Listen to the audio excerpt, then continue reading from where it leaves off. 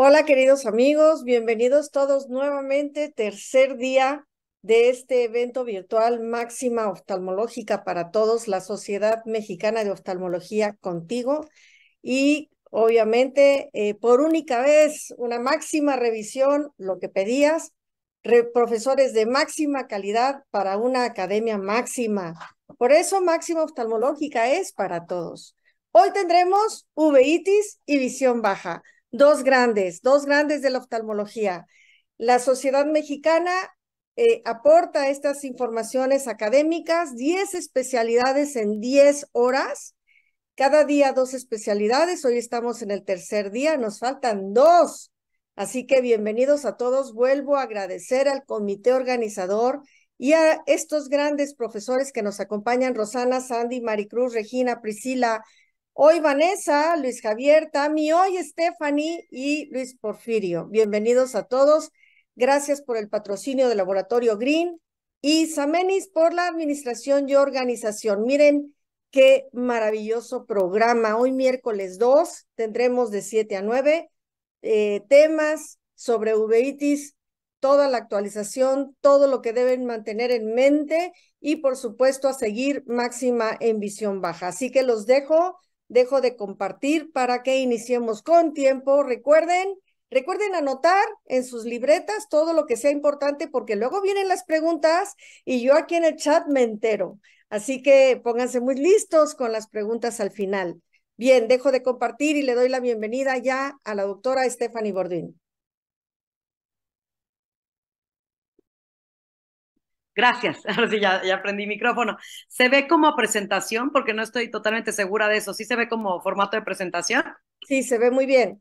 Gracias, perfecto. Muchas gracias, Silvia. Y pues bueno, es un gran reto. La verdad es que presentar algo que a uno le apasiona en una hora, pero la verdad es que traté de enfocar esta plática en dar lo que yo considero que es así como muy indispensable, las perlas, si les podemos llamar, en uveitis. Entonces, como ustedes saben, hablaremos de las infecciosas, de las autoinmunes y fusioné los últimos dos temas de tratamiento y tratamiento sistémico en un solo rubro. Entonces, bueno, hablando de infecciosa, creo que lo primero que debe quedar así muy claro es que siempre, aunque no son las más frecuentes las uveitis infecciosas, es muy importante tenerlas plenamente descartadas. O sea, uno ve a un paciente con inflamación ocular y lo primero que tiene que hacer es estar total y absolutamente seguro de que no se trata de una uveitis infecciosa. Ocupan aproximadamente del 20 al 30% de los casos de inflamación ocular y obviamente eso se tiene que hacer de inicio, el descartar que se trata de infeccioso, pero también se debe considerar cuando yo empecé a tratar al paciente como si fuera una uveitis inmunológica y resulta que la inflamación no cede o empeora, ahí es donde nosotros tenemos que reevaluar al paciente para tratar de descartar que no sea algo infeccioso. Evidentemente eso lo sabemos siempre, hay que descartar las simuladoras, las enmascaradoras, que son sífilis y tuberculosis, que tocaré también brevemente. Recordar que toxoplasmosis, pues, es la más frecuente, ¿no? Entonces suele ser la más frecuente, y herpes, que por su frecuencia y variedad de presentaciones, también es algo que siempre debemos considerar. Entonces, la primera, toxoplasmosis. Aquí en China, el Toxoplasma gondii es la principal causa de uveitis posterior. Y esta imagen que les presento aquí es una imagen muy interesante porque nos muestra todas las posibles características clínicas que podemos ver en el segmento posterior en los pacientes con una toxoplasmosis ocular. Recordar que todos estos pacientes, los síntomas básicamente que van a tener es baja visual y miodesopsia, por lo tanto, por síntomas no nos podemos guiar porque son síntomas totalmente generales. En el segmento anterior, siempre buscar datos de uveitis anterior, porque no es raro que acompañen a las manifestaciones posteriores, y recordar también que la toxoplasmosis es una uveitis de tipo hipertensivo. Pero bueno, en esta imagen lo que ustedes pueden ver es la clásica cicatriz retinocoroidea, donde vamos a saber que ahí hay bradizoitos, una forma latente del parásito, que están los quistes tisulares con todos estos bradizoitos, y que podemos encontrar estas lesiones en donde es una zona de retinitis o retinocoroiditis, porque afecta primero la retina y luego la coroides, con una necrosis focal, y que, bueno, puede haber patológicamente granulomas necrotizantes. Sin embargo, también a distancia podemos observar estas zonas de vasculitis así periférica que se puede ver así como segmentaria, que es la arterolitis de Kirelis, que es una de las las reacciones de hipersensibilidad más clásicas que puede tener el parásito. Entonces tenemos una lesión activa, pero a distancia podemos ver cómo los vasos también están involucrados, habiendo una perivasculitis, también se puede manifestar como una coroiditis, evidentemente puede haber vitreitis con la clásica imagen de faro en la niebla porque se concentra más donde está la lesión, y lo que ya les mencionaba de una uveitis anterior. Entonces, la verdad es que con esto lo que podemos saber es que el diagnóstico de una toxoplasmosis ocular finalmente va a ser un diagnóstico completamente o casi siempre clínico. O sea, dados los hallazgos que observemos, vamos a poder hacer el diagnóstico. Por lo tanto, la serología tiene poca utilidad, solamente se utilizará en casos que sean atípicos. Y aquí menciono algo que mencionaré más adelante en la plática, y es que hay que dejar de pedir y estar pidiendo estudios de TORCH, puesto que no aportan nada al diagnóstico de las uveitis en general y simplemente son unos confusores. Entonces, en este caso, el diagnóstico es clínico. Y bueno, pensando en PCR, que también son estudios que cada vez tenemos más, en caso de toxoplasmosis tiene una baja sensibilidad, por lo tanto, nos guiaremos en que el diagnóstico es clínico.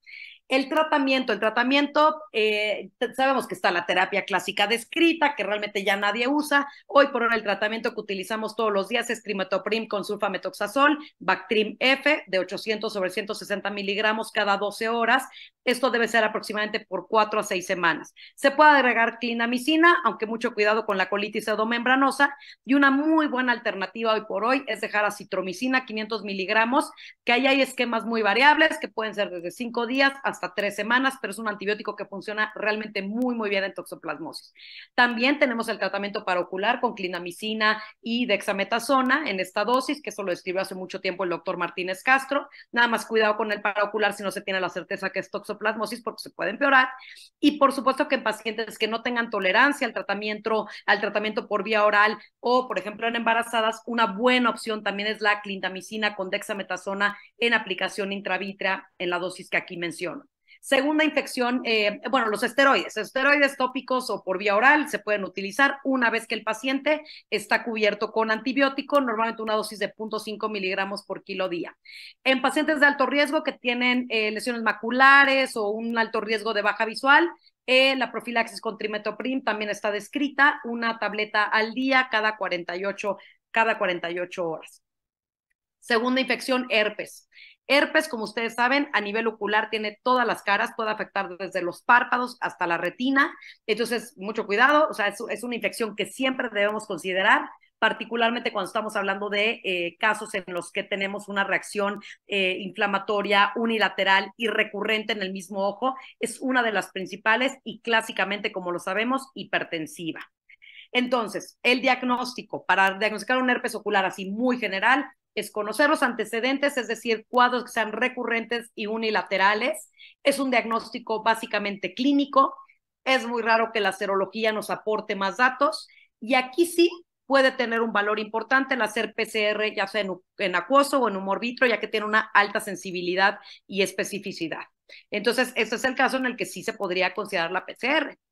El tratamiento dependerá evidentemente mucho de la presentación, si es una presentación en córnea, si es una presentación únicamente como uveitis anterior, si estamos hablando de una retinitis herpética necrotizante, pero entonces dependiendo de la manifestación será el tratamiento. Podemos dejar antiviral tópico cuando solamente tenemos una queratitis.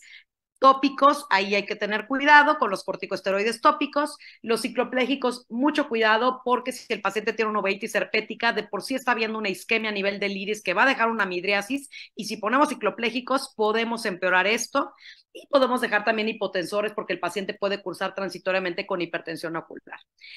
Oral, será ciclovir o valaciclovir a dosis distintas, pensando si puede ser simple o puede ser zóster. Hoy por hoy, la verdad es que ya viendo genérico de valaciclovir, tiene una mejor biodisponibilidad y vale la pena utilizarlo. El intravenoso, sobre todo cuando estamos hablando de retinitis, tiene un valor, aunque también el valaciclovir lo puede tener para no tener que tener al paciente internado y poner un tratamiento intravenoso. Y también, por supuesto, sabemos que en pacientes que tienen cuadros recurrentes, hacer profilaxis con aciclovir, 400 miligramos cada 12 horas, de 6 a indefinido número de meses, dependerá de cada caso, pero se puede dejar profilaxis con aciclovir. Es un medicamento muy seguro con pocos efectos secundarios.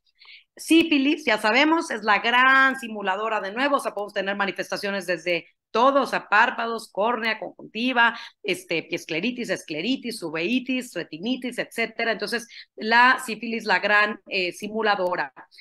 Aquí lo que básicamente me quise centrar es que obviamente sabemos que a todo paciente con uveitis hay que hacer pruebas treponémicas y no treponémicas.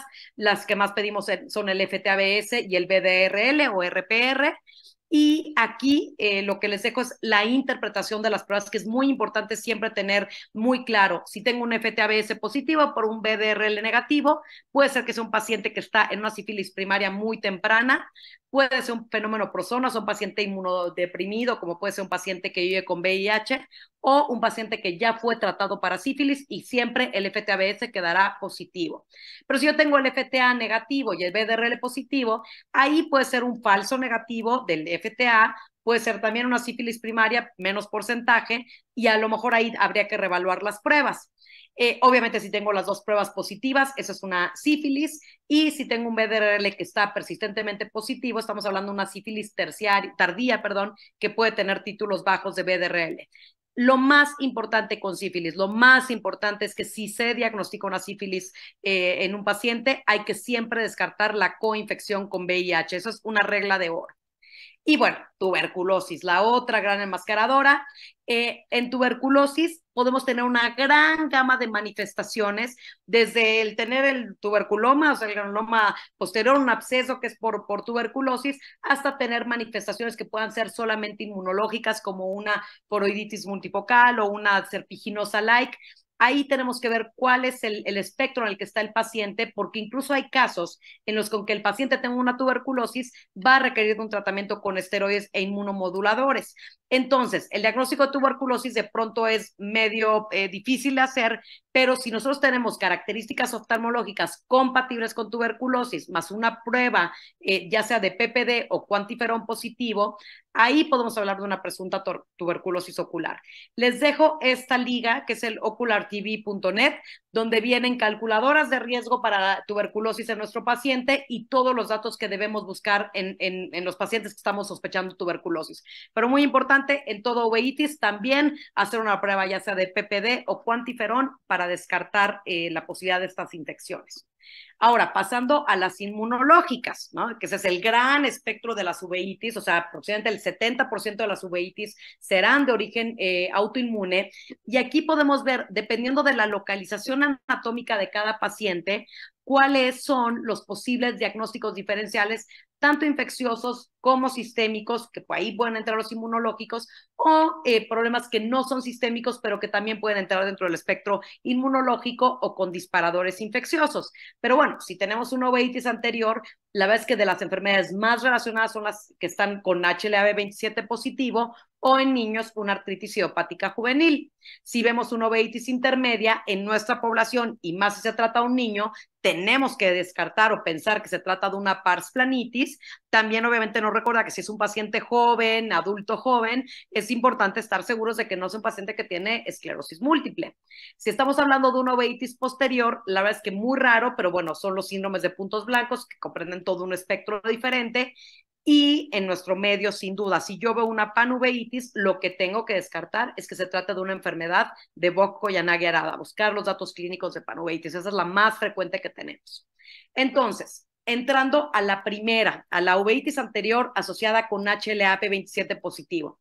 Este es un cuadro, así que es realmente muy, muy clásico, en donde es un paciente que tiene un cuadro de uveitis anterior aguda, explosiva, que se instauró prácticamente de un día para otro. O sea, el paciente puede estar un día bien y el día siguiente llega con una uveitis de lo más, digamos, importante, con gran cantidad de células en la cámara anterior, incluso con fibrina en la cámara anterior.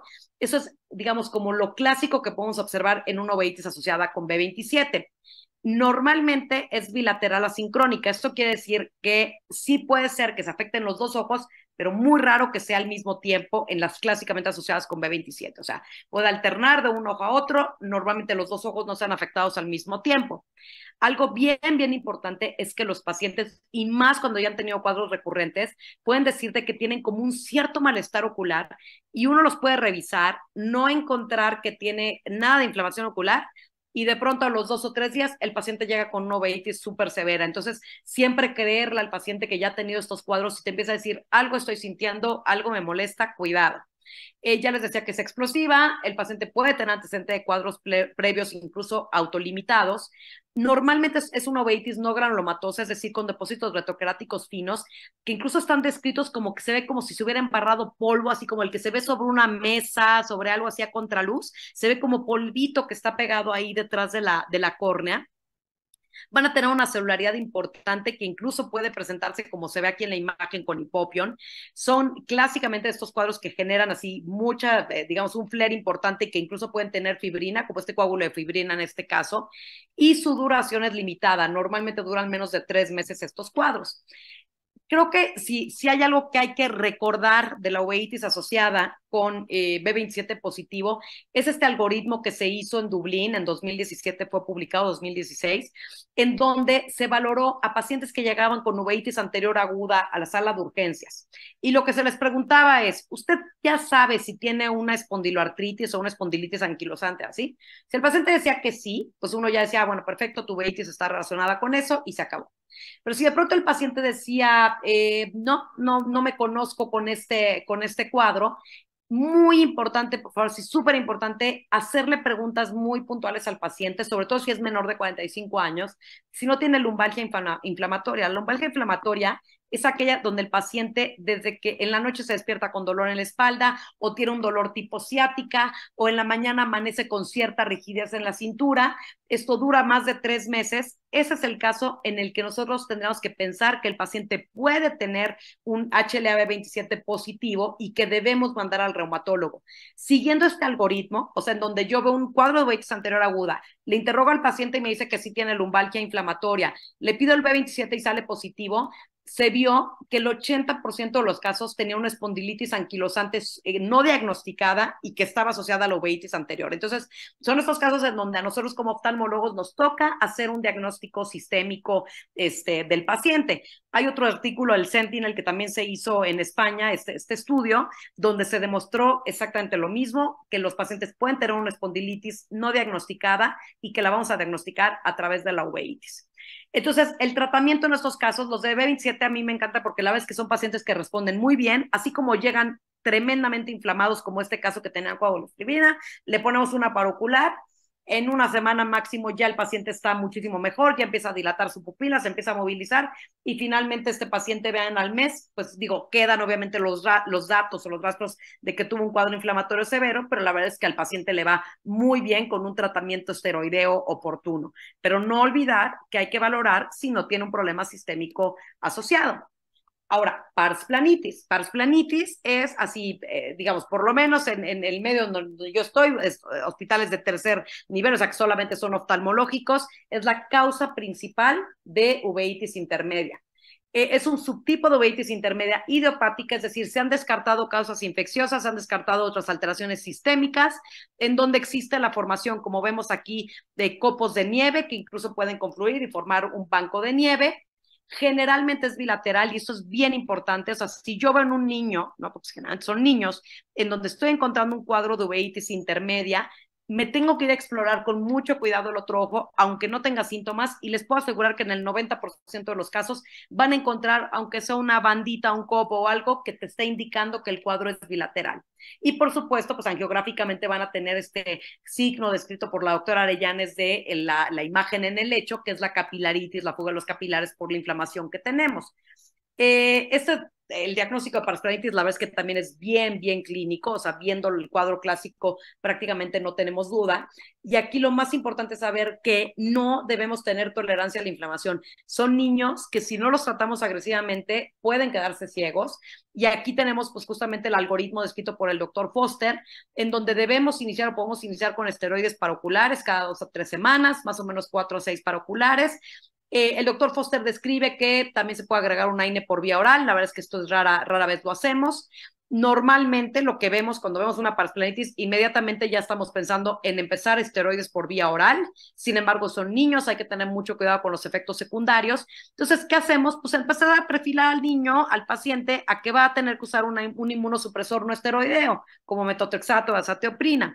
En el algoritmo de Foster está descrita la crioterapia o fotocoagulación con láser, la vez que casi nadie lo utiliza, yo no lo utilizo. La vitrectomía está en uno de los lugares del algoritmo de Foster, casi en los últimos, aunque estamos pensando que de pronto debería tener un escalón un poquito más alto para no tomar a los niños ya con complicaciones importantes. Y por supuesto que hoy por hoy está teniendo relevancia la terapia biológica, de la que voy a hablar más adelante. Y vean un caso justamente de una paciente en donde pues llega con una parsplanitis, aquí podemos ver toda la imagen en el lecho, la capilaritis, con el metotrexato empezamos a ver como una cierta mejoría. La paciente después de un tiempo con el metotrexato se pierde en la pandemia, deja de utilizar el metotrexato, aumenta la capilaritis y la inflamación, y vean cómo con terapia biológica con adalimumab, pues la paciente prácticamente desaparece la capilaritis, quedando un poco en el ojo izquierdo, que ya había formado incluso catarata, como lo pueden ver en la imagen. Entonces, en realidad, pues vemos cómo los inmunosupresores funcionan muy bien, pero la terapia biológica funciona excelentemente bien en estos casos. La otra enfermedad inmunológica que siempre hay que descartar en nuestro medio es BKH, la enfermedad de Burkitt-Gianni-Arada. Esta es una panuveitis bilateral granulomatosa. Esa es la descripción clásica, bilateral y granulomatosa, que se puede o no asociar con manifestaciones neurológicas, auditivas y tegumentarias. Ojo, la mayoría de nuestros pacientes solamente tienen los síntomas oftalmológicos, entonces de pronto hay que tener como cuidado con los criterios diagnósticos que alguna vez se describieron, porque pues quizás nuestro paciente solamente va a tener la clásica descripción de una panuveitis bilateral granulomatosa, como les digo, en donde vamos a ver reacción en la cámara anterior. Vean este caso como incluso el señor tiene poliosis y tiene vitiligo, y donde en el fondo de ojo vamos a tener los desprendimientos de retina serosos. Hay vitreitis, pero no es una vitreitis tan importante como para impedir el valorar el segmento posterior, pero pues cuidado, porque si el paciente no se trata oportunamente, pueden llegar a tener estos cambios ya tardíos, en donde es un paciente que va a tener una baja visión y a veces ya es una ceguera legal irreversible, obviamente, por todos los cambios que tenemos en el fondo. Sin embargo, si tratamos al paciente bien y oportunamente, pues no tendríamos que llegar a esto. El BKH tiene una fase prodrómica en donde ciertamente el paciente puede cursar con síntomas de cefalea, a veces síntomas meningios, donde el paciente dice, bueno, tengo algo de rigidez o tuvo rigidez del cuello o un cuadro gripal, pero de pronto donde nos van a llegar más los pacientes es en esta fase uveítica aguda, con un desprendimiento de retina seroso, con una reacción en la cámara anterior importante de tipo granulomatoso, asociado con esta papilitis y los desprendimientos, como les digo. Posteriormente, el paciente entrará en lo que llamamos la fase de convalescencia, en donde empiezan a venir todos los cambios pigmentarios, el famoso fondo en atardecer y demás que se pueden presentar. Y no olvidar que de pronto el paciente se puede reactivar y presentarse como una uveitis crónica, que antes se consideraba que era solamente como una reacción en la cámara anterior, pero hoy por hoy sabemos que no, o sea que sí, nuevamente la coroides se vuelve a inflamar y eso da una reacción en la cámara anterior, que es lo que estamos observando clínicamente. Obviamente, bueno, pues sabemos que una herramienta para el estudio de estos casos, por supuesto que es la ecografía, el ultrasonido normal, en donde vamos a ver un engrosamiento de la pared posterior y de la coroides. Sin embargo, pues cada vez tenemos herramientas mejores como la VM, donde podemos ver el desplazamiento de todo el diafragma hidrocristaliniano con rotación del cuerpo ciliar, inflamación a este nivel, y por supuesto el OCT, digamos, de profundidad incrementada, que es el EDI-OCT, en donde podemos observar este engrosamiento coroideo, incluso en un paciente que, como ustedes pueden ver, o sea, que ya la retina no te está dando ningún dato de desprendimiento ni nada, pero sí tiene un gran engrosamiento coroideo. El tratamiento en BKH, el tratamiento tiene que ser muy agresivo, incluso poner bolos de metilprednisolona, 1 gramo intravenoso, 3 dosis en total. Después se sigue con prednisona por vía oral. También se pueden poner esteroides de depósito. Los inmunosupresores deben ser iniciados en todos los casos. Es una indicación absoluta de inmunosupresor no esteroideo. Y por supuesto también podemos utilizar en estos casos terapia biológica, ya sea con infliximab o adalimumab. Y aquí les muestro justamente cómo, pues en un caso, en una paciente, en donde llegó justamente con una panuveitis bilateral, en donde vemos estos desprendimientos de retina serosos, la paciente, esto fue por ahí de abril, la paciente podemos ver como 3 meses después, está prácticamente con bolos de metilprednisolona sin ningún dato de que el ojo se inflamó. Eso es lo que queremos ver en BKH, o sea, no queremos ver estos cuadros en donde se ven todos los cambios ahí crónicos y que ya realmente no hay nada que hacer, o sea, sino que lo que queremos es que el paciente acabe con una retina completamente normal como se ve en estos casos. Y eso se logra a través de un tratamiento súper oportuno y muy agresivo, principalmente, como les digo, con bolos de metilprednisolona. El último tema, la indicación de medicamentos y el tratamiento sistémico, como les digo que lo puse junto. Aquí lo que hay que recordar es que las enfermedades inflamatorias, tristemente, a pesar de ser poco frecuentes, siguen siendo entre la tercera y la quinta causa de baja visión y ceguera. Esto con datos de países desarrollados, quizás en nuestro medio ocupan un lugar un poquito más abajo, pero finalmente, si no las tratamos oportunamente, siguen siendo unas causas importantes de baja visión y de ceguera.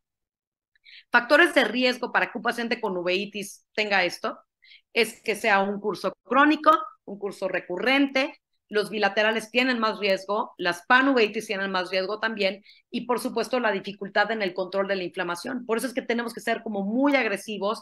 ¿Por qué? Porque entre más tiempo pasa el paciente inflamado, hay mayor riesgo de un daño acumulado y por lo tanto hay más riesgo de tener una baja visión permanente. Entonces, el objetivo de nuestro tratamiento evidentemente tiene que ser eliminar la inflamación, por supuesto también reducir los síntomas y la ansiedad que va a tener el paciente, eso es muy, muy importante, pero sobre todo limitar el daño y evitar complicaciones a largo plazo. Entonces, pues bueno, sabemos que el tratamiento es un abordaje escalonado, donde hoy por hoy, y desde hace mucho tiempo, desde que se inventaron, pues los esteroides siguen siendo la base del tratamiento. Que aquí, o sea, lo que debo mencionar es que el primer gran cambio que hubo en la uveitis con respecto a su pronóstico visual y causa de baja visión y ceguera, el primer gran cambio se logró cuando se descubrieron los esteroides, pero esto estamos hablando de 1948, 49. Ese fue el gran salto. De ahí, la verdad es que prácticamente no ha habido cambios. Y eso significa que entonces no estamos haciendo nada mejor. ¿Qué esperamos? Que pues, realmente entre siga avanzando más la terapia biológica y se siga indicando más, probablemente se vuelva a hacer un siguiente salto en el pronóstico visual de estos pacientes.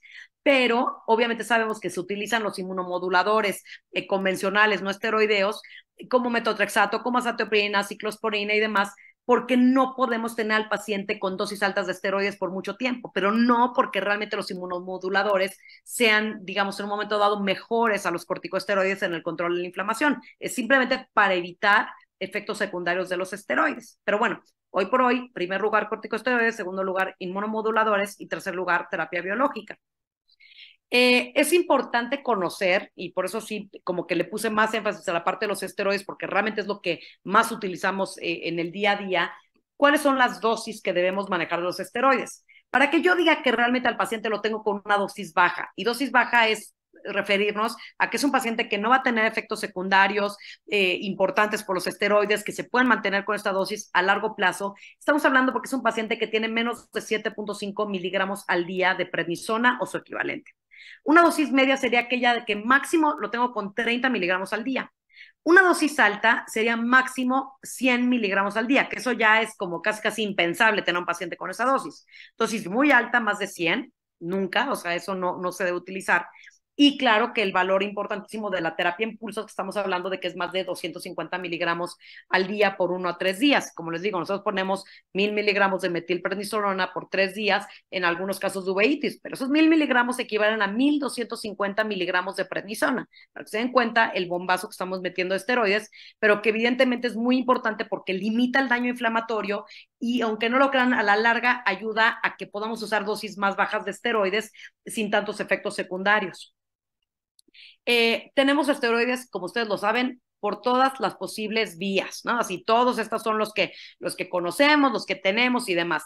La verdad es que yo de esta lista lo que les diría es que si es un paciente que tiene reacción en la cámara anterior, digamos, y que lo queremos tratar con un medicamento que realmente tenga un beneficio en cuanto a su penetración y su efecto en la cámara anterior, esto tiene que ser acetato de prednisolona, es el prednefrin, predNF, sofipren. Es bien importante, pero bien importante decirle al paciente que tiene que agitar el medicamento. Si el paciente no agita la gota del acetato, como es una suspensión, realmente la dosis va a ser muy variable y no va a funcionar bien. Esto es lo que más utilizamos. Por supuesto que el loteprednol tiene un lugar muy importante, sobre todo en pacientes que son hiperreactores esteroides, funciona muy, muy bien y sería como el segundo que podríamos poner en lugar. La verdad es que los demás son casos aislados y que se tendrían que como que ser muy específico el por qué se están utilizando. Pero los más importantes en uveitis serían acetato de prednisolona y el flavonato loteprednol. En Estados Unidos y en algunos otros países ya hay un nuevo esteroide, el Durezol, que es una emulsión, ¿no?, de difluprednato, que la verdad es que promete ser pues obviamente mejor que la prednisolona, pero pues desgraciadamente todavía no la tenemos en nuestro país. Para uso periocular, aquí yo les diría que de nuevo, o sea, tienen que ser predominantemente combinaciones de acetato y fosfato de metabetasona. ¿Por qué? Porque son los que más van a permanecer en el sitio de la aplicación. Normalmente lo hacemos en una vía transeptal inferior, porque tiene un muy buen control de la inflamación, con menos efectos secundarios que cuando se ponían subteronianos, aunque sigue habiendo indicaciones para los mismos, pero considerarlo siempre como una terapia periocular. Intraocular, ¿no?, que también de pronto tenemos las diferentes indicaciones. Obviamente, bueno, pues sabemos que ahorita el que más puede utilizarse a nivel intraocular sería el Osurdex, pero bueno, vienen otros como el Retiserv o el Yutic, que son fluocinolonas, que todavía no las tenemos comercialmente aquí, y por supuesto la triamcinolona, que es otro de los que podemos utilizar a nivel intraocular, aunque hay que recordar que su uso puede ser limitado por las uveitis. En general se tienen que tratar desde un punto de vista sistémico, considerando que son problemas pues más como inmunológicos sistémicos.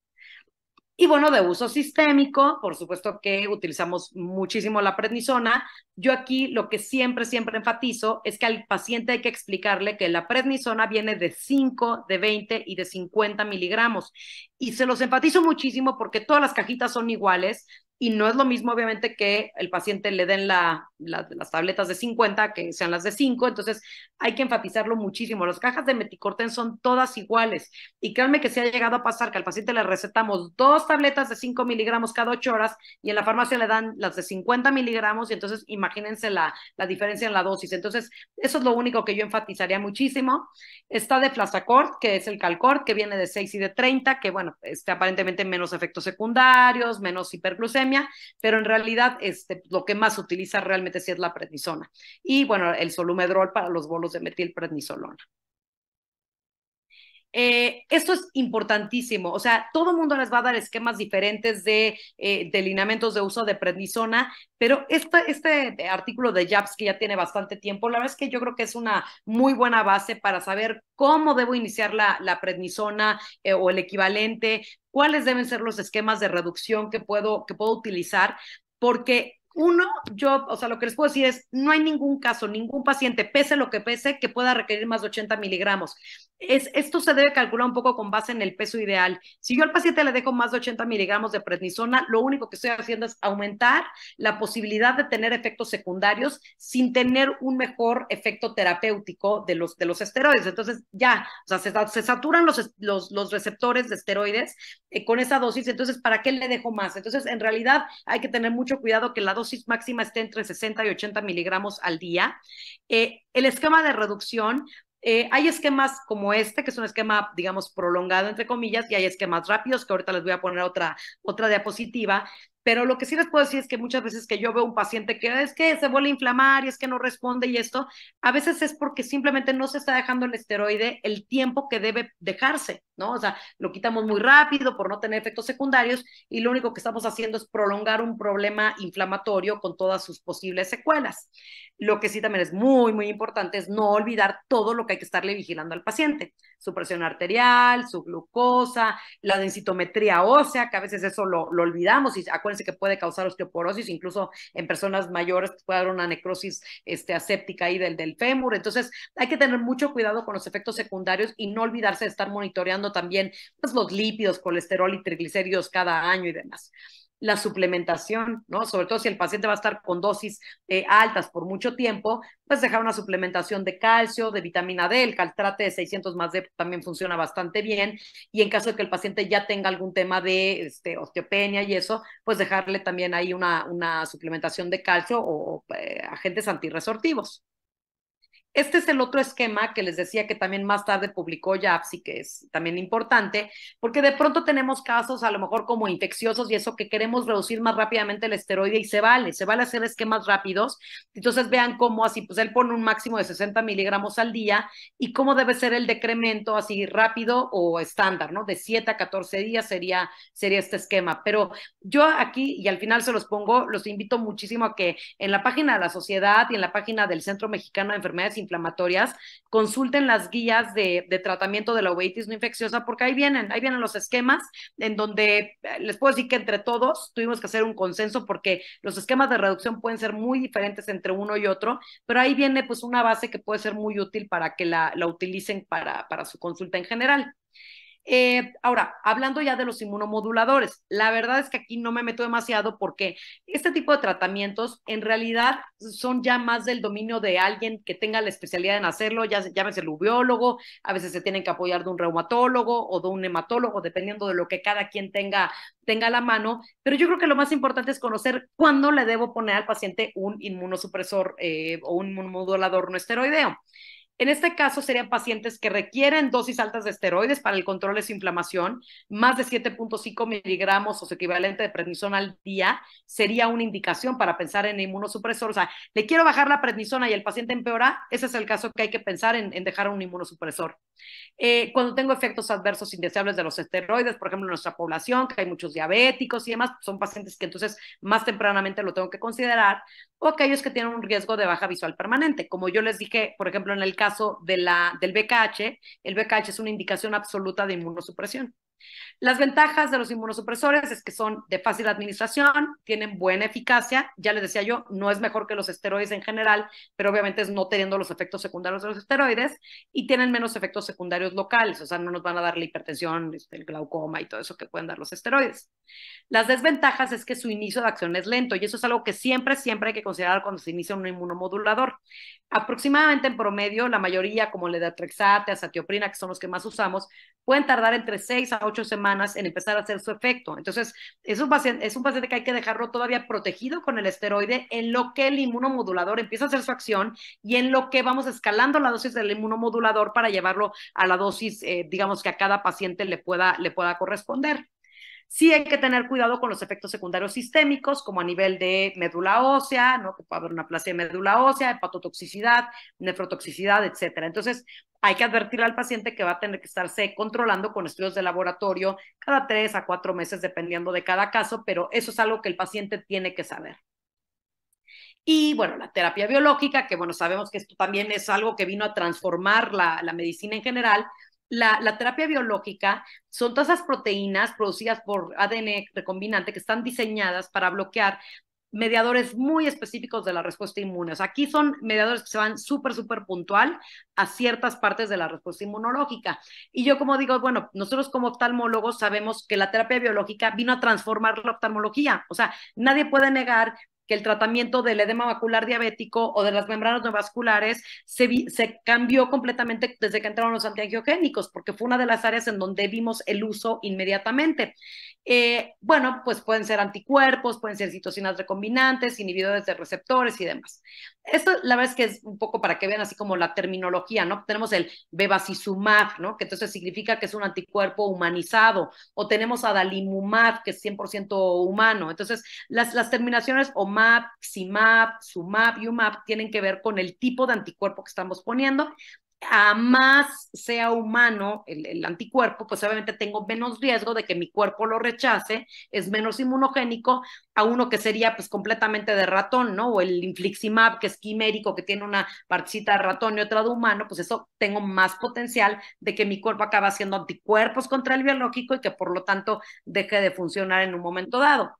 La verdad es que, o sea, cada vez hay más biológicos en la línea, ¿no? Por eso les quise poner así como este esquemita que evidentemente no es exhaustivo, o sea, como les digo, cada vez hay más en la línea de investigación para muchas enfermedades diferentes, pero lo que sí les puedo resaltar es que los que más utilizamos son obviamente infliximab, adalimumab, rituximab y, por supuesto, pues todos saben, el bevacizumab. Entonces, la terapia biológica hasta el momento se considera de primera línea únicamente en enfermedad de Behçet y en artritis idiopática juvenil. El adalimumab, ¿sí? Que como les digo, este es un anticuerpo que está dirigido contra el factor de necrosis tumoral, así súper, súper específico. Es el único que está aprobado específicamente para el tratamiento de la uveitis no infecciosa intermedia, posterior y panuveitis. Y esto se hizo por 2 estudios que, si quieren, los pueden leer, que son el Visual 1 y el Visual 2. Después se hizo el Visual 3, que ya es el seguimiento en la vida real.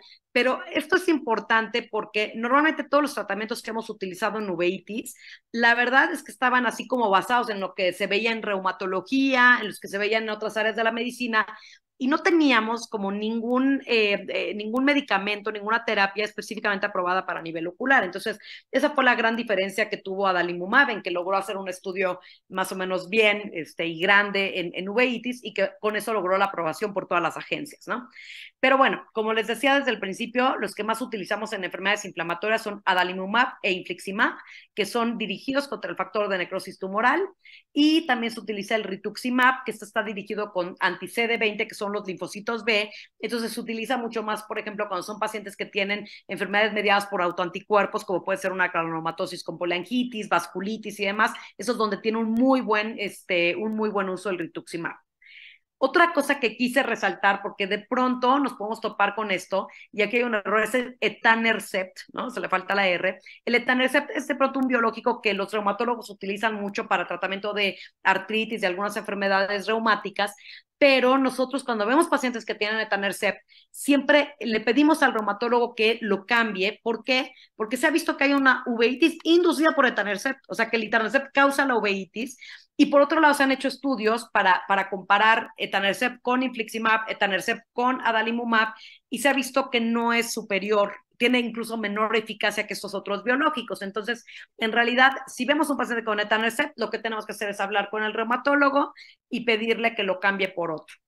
Ahora, la pregunta de oro con los inmunosupresores, con la terapia biológica es, ¿cuánto tiempo la dejo? Y la verdad es que es una respuesta que todavía no tenemos, pero en general lo que se considera es que una vez alcanzada la remisión, yo tengo que dejar el tratamiento 2 años para de ahí empezar a desescalar, y con eso reducir la posibilidad de que el paciente tenga una recurrencia posteriormente, ¿no? Entonces, si decimos, bueno, ¿cuánto tiempo? Porque el paciente te lo va a preguntar y demás, ¿cuánto tiempo va a durar este tratamiento? Pues lo que le tenemos que decir es, por lo menos van a ser 2 años una vez alcanzada la remisión de la enfermedad. ¿Para qué? Para tratar de bajar la posibilidad de que haya una recurrencia de la inflamación, ¿no? No son tratamientos, ninguno de estos curativos, obviamente. Entonces el paciente siempre tiene que saber que el riesgo de volver a tener problemas, pues estaba ahí, ¿no? Y precauciones con la terapia biológica, eso es bien importante también. Descartar infecciones que el paciente pueda tener ahí medio ocultas, latentes, como tuberculosis, hepatitis B y C. Obviamente el embarazo, siempre hay que tener cuidado, y además decirle al paciente que debe tener precaución durante el tratamiento. Pacientes que tienen antecedentes de diferentes neoplasias de piel y eso, debe tener mucho cuidado con la terapia biológica, porque dentro de los efectos adversos, pues obviamente son las infecciones. Y miren que nos ha tocado pacientes que tenían su PPD negativo y la tele de tórax bien, y con la terapia biológica puedan hacer una tuberculosis miliar. Entonces siempre esto hay que tenerlo en cuenta. Pueden hacer neutropenia. También hay un lupus-like asociado a el inicio de la terapia biológica. Pueden hacer carcinomas así como vasocelulares, epidermoides y demás. 2 minutos. Es que pueden tener una enfermedad desmielinizante asociada al biológico. La falla cardíaca también es algo importante, y la reacción a la infusión, a la inyección, eso es así lo que más el paciente te dice, es que donde me puse el medicamento, ahí es donde me salió un rash o lo que sea. Pues es común, no pasa absolutamente nada, ¿no? Entonces, siempre hacer PPD y tele de tórax antes de empezar una terapia biológica. Y pues como les decía desde el principio, por favor, vayan a las guías mexicanas, porque pues ahí las van a encontrar muchas de las respuestas al tratamiento de las uveitis no infecciosas. La verdad es que fue un esfuerzo de todo el centro mexicano, y la verdad es que las guías están bastante bien y muy bien actualizadas. Entonces ahí las pueden consultar en la página de la sociedad y del centro. Gracias, Ros. Si quieres pasamos a las preguntas, ¿no? Perfecto. Maravillosa presentación, Stephanie. Tienes asombrados a todos los que están en línea. Qué bien hablas, eres una maestra.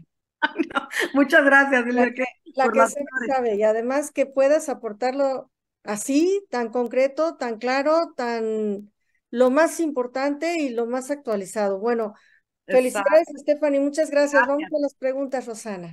Vamos al caso 1.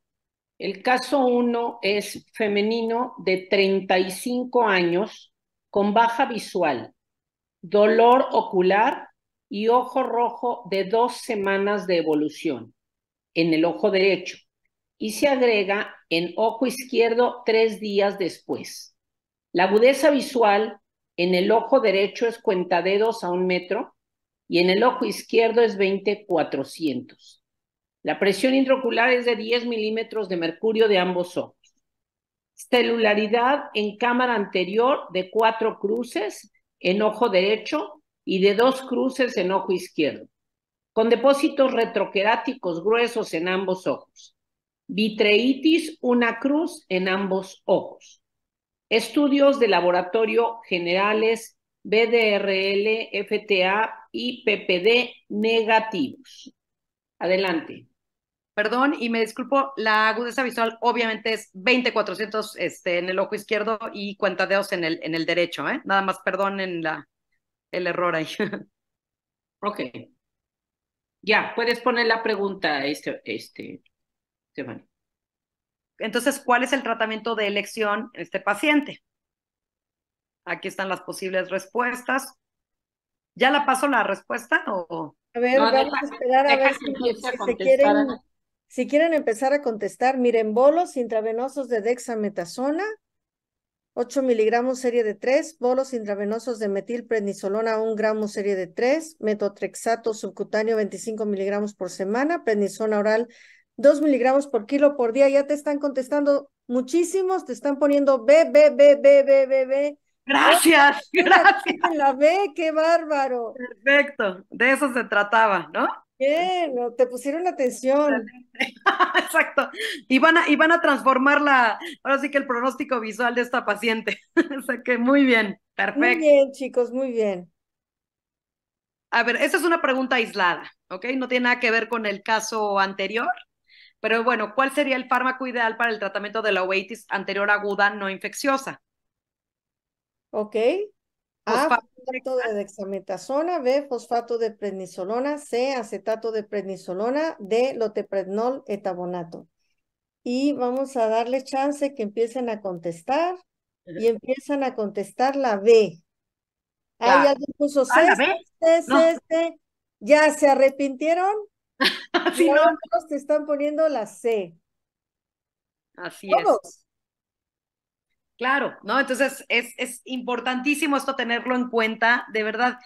Muchas veces es el paciente que llega con el fosfato de prednisolona, no, o sea, hay genérico, no funciona. Si queremos que sea un medicamento que va a penetrar hacia la cámara anterior, es acetato de prednisolona y siempre haciéndole al paciente énfasis en que debe agitar el medicamento 30 veces.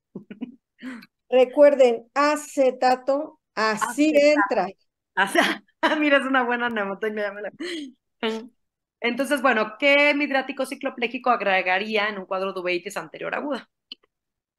Ok, miren chicos, vayan contestando ciclopentolato, atropina, tropicamida fenilefrina o no la indicaría.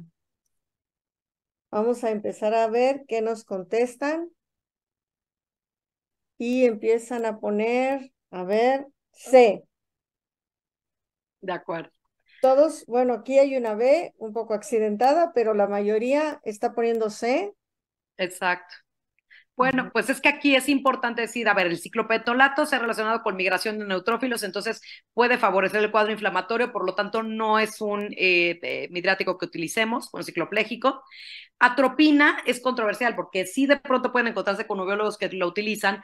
La verdad es que el problema con la atropina es que puede hacerse sinequias en midriasis, entonces no es la mejor idea y realmente el que mejor, digamos, funciona por el tiempo de acción y demás es tropicamida con fenilefrina, entonces sería el más indicado.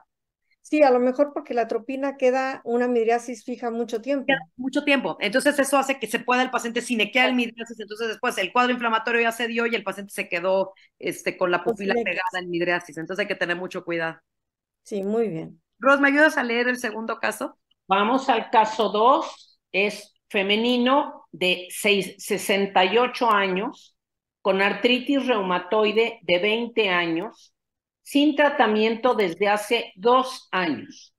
Acude por ojo rojo, sensación de cuerpo extraño, dolor ocular de moderada intensidad, fotofobia, lagrimeo, visión borrosa de 15 días de evolución. Refiere a artralgias y rigidez matutina de 3 meses de evolución. La agudeza visual es de 20-70, supongo que del ojo derecho, que mejora a 20-50, y el otro ojo 20-50, que mejora a 20-20. La presión intraocular es de 10 milímetros de mercurio. Segmento anterior, en el ojo derecho, imágenes, o sea, es la imagen que están viendo, y en el ojo izquierdo, leucoma periférico inferior, fondo de ojo sin alteraciones. Muchas gracias, Ros. Entonces, como pueden ver, esta es la imagen clínica del caso que ahorita les quiso leer Ros. A mí me pareció importante incluir este caso porque no era posible abarcar todo, pero son casos que de pronto ustedes se pueden topar de casos inmunológicos, donde también debemos poderle dar una respuesta al paciente, digamos, al caso, porque está en riesgo, pues obviamente la visión y el globo ocular. Entonces, la primera pregunta en este caso es, ¿qué estudio de laboratorio es indispensable solicitar a esta paciente?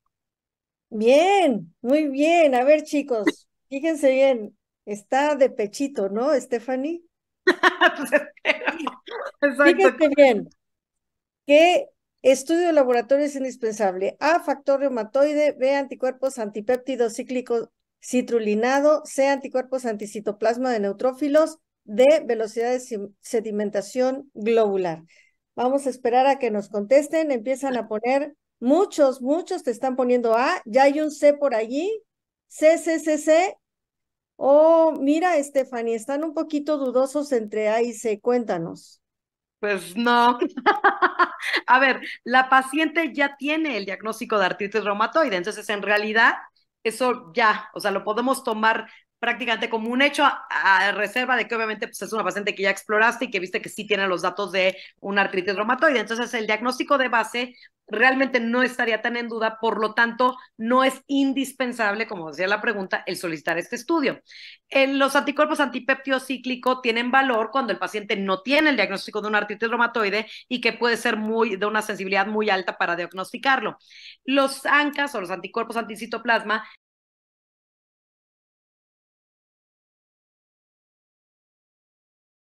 serían más cuando estamos sospechando una vasculitis sistémica asociada justamente con este cuadro que, como ustedes lo pudieron ver en la imagen, pues se trata de una queratitis ulcerativa periférica, ¿no? Aquí estamos viendo toda la lisis corneal, la pérdida del epitelio y la lisis del estroma. Por lo tanto, en este caso, por eso era lo tricky, es la velocidad de sedimentación globular. O sea, La B. Y por aquí ya empiezan, con tu explicación, empezaron a poner D, Stephanie. sí, es que sí, o sea, realmente lo más importante es que sabemos que esta paciente lo más seguro es que esté muy mal controlada sistémicamente y por lo tanto tenemos que ver cómo están sus reactantes de fase aguda, porque realmente sabemos que ya la artritis la tiene, el factor reumatoide va a estar positivo de todas, pero es muy importante ver cómo está su velocidad de sedimentación globular. Pero muy bien. Excelente. Y entonces, ¿cuál será el tratamiento inicial de elección? Una queratitis ulcerativa periférica asociada con artritis reumatoide, como en este caso, con una velocidad de sedimentación globular elevada. ¿Cuál de estos parece que podría ser el mejor tratamiento? Nos ponen bolos intravenosos de dexametasona, 8 miligramos serie de 3, bolos intravenosos de metilprednisolona, 1 gramo serie de 3, metotrexato subcutáneo, 25 miligramos por semana, o prednisona oral, 2 miligramos por kilo por día. Empiezan a poner la B, la D, la B, la B, la D, la B, la D, la B, la C. Bueno, están un poquito mezclados. Exacto. Acuérdense que aquí la pregunta es inicial, porque sí, coincido con quien pudo haber contestado que era la C, por el metotrexato, pero inicialmente esta paciente tiene un alto riesgo pues, de complicaciones y de que la córnea pues, se perfore y demás. Y entonces lo que nos va a mejorar el pronóstico visual en esta paciente son los bolos intravenosos de metilprednisolona. Y por supuesto, de ahí ya estamos haciendo estudios para que la paciente reinicie su tratamiento sistémico para la artritis. De hecho, esta paciente después ya fue tratada con biológico, con adalimumab. Le pusieron bolos de ciclofosfamida, después de los de metilprednisolona y además adalimumab. Y les puedo decir que le fue increíblemente bien. O sea, no puse el seguimiento aquí, pero les va muy bien sabiendo tomar las medidas oportunamente. Entonces, acuérdense, para control del incendio, de la inflamación así súper agudo, son los bolos de metilprednisolona siempre. Recuérdenlo, eso me gustó. El incendio hay que apagarlo. Hay que apagar el incendio rápido, exacto. Eso, muy bien. Y bueno, si se decide iniciar terapia biológica, ya la soplé. ¿Cuál sería la ideal en esta paciente? Nadie oyó, nadie oyó. Nadie oyó, no dime Nadie oyó. Fíjense bien, ¿cuál terapia biológica sería ideal? A, adalimumab, tocilizumab, etanercept o bevacizumab. Nadie oyó, ¿verdad? Vamos a ver qué nos ponen. Ya empiezan a contestar y ya ponen A. Sí, bueno, ya fue. Esta fue de regalo. Exacto. Sí, realmente los antifactores de necrosis tumoral son así hoy por hoy de primera línea para tratamiento de artritis reumatoide y obviamente también en casos de inflamación ocular, ¿no? Muy bien. Excelente. Y, a ver, causa principal de uveitis posterior en la población general. Causa principal de uveitis posterior. A, retinitis herpética. B, citomegalovirus. C, toxoplasmosis. D, toxocariasis. Vamos a esperar a que empiecen a contestar. Y nos empiezan a poner. Ok, alguien ya puso la C, la C, la C. Ah, muchos están poniendo la C. Ya hay una A por ahí. La mayoría te pone C. Claro, o sea, sí, la retinitis herpética no es la principal, o sea, sin duda no es una de las causas principales. Y si vemos una uveitis posterior y que no tenemos el diagnóstico y que no sabemos por dónde va, siempre hay que pensar en toxoplasmosis como una primera causa aquí en China. Es la más frecuente por mucho. O sea que el mejor gato es el de peluche. o la higiene, nada más con eso. Perfecto. Tratamiento de la retinitis herpética necrotizante. Bien, vamos a ver cuando cambie la pregunta. A, trimetoprim sulfametoxazol. B, valganciclovir. C, valaciclovir. D, ganciclovir intravenoso. Ahora ya, mira, el doctor Orozco ya está contestando, ¿eh? Vamos a ver qué nos empiezan a poner aquí. Está poniendo la D, la D, la D, la D, la D, una C, la D, la D, la C. Ok. Mayormente te ponen D, pero hay varias Cs. Variadita, ¿verdad? Bueno, Stephanie. definitivamente así hoy por hoy es el valaciclovir por vía oral. 2 gramos de valaciclovir cada 8 horas. Es una muy, muy buena alternativa al aciclovir intravenoso. Antes teníamos que internar a los pacientes con retinitis herpética. ¿Por qué? Porque se decía que el aciclovir intravenoso era lo que evitaba que hubiera un involucro bilateral, ¿no? O sea, que la necrosis más adelante se presentara en el ojo contralateral. Y una excelente alternativa al aciclovir intravenoso es el valaciclovir por vía oral, como les digo, de 2 gramos cada 8 horas, y son pacientes que después dejamos con profilaxis con aciclovir. La verdad es que el ganciclovir tiene una toxicidad muy importante, no se debe utilizar, y obviamente los otros dos nada que ver en este caso. Chicos, es la C, ¿ok? Exacto, valaciclovir. Valaciclovir 2 gramos cada 8 horas. Y bueno, serología que indica infección por sífilis activa. ¿Se saltó una o No, creo, ¿o sí? ¿no? Ah, ok. ¿Sí? Serología que indica. No, está bien. Está bien.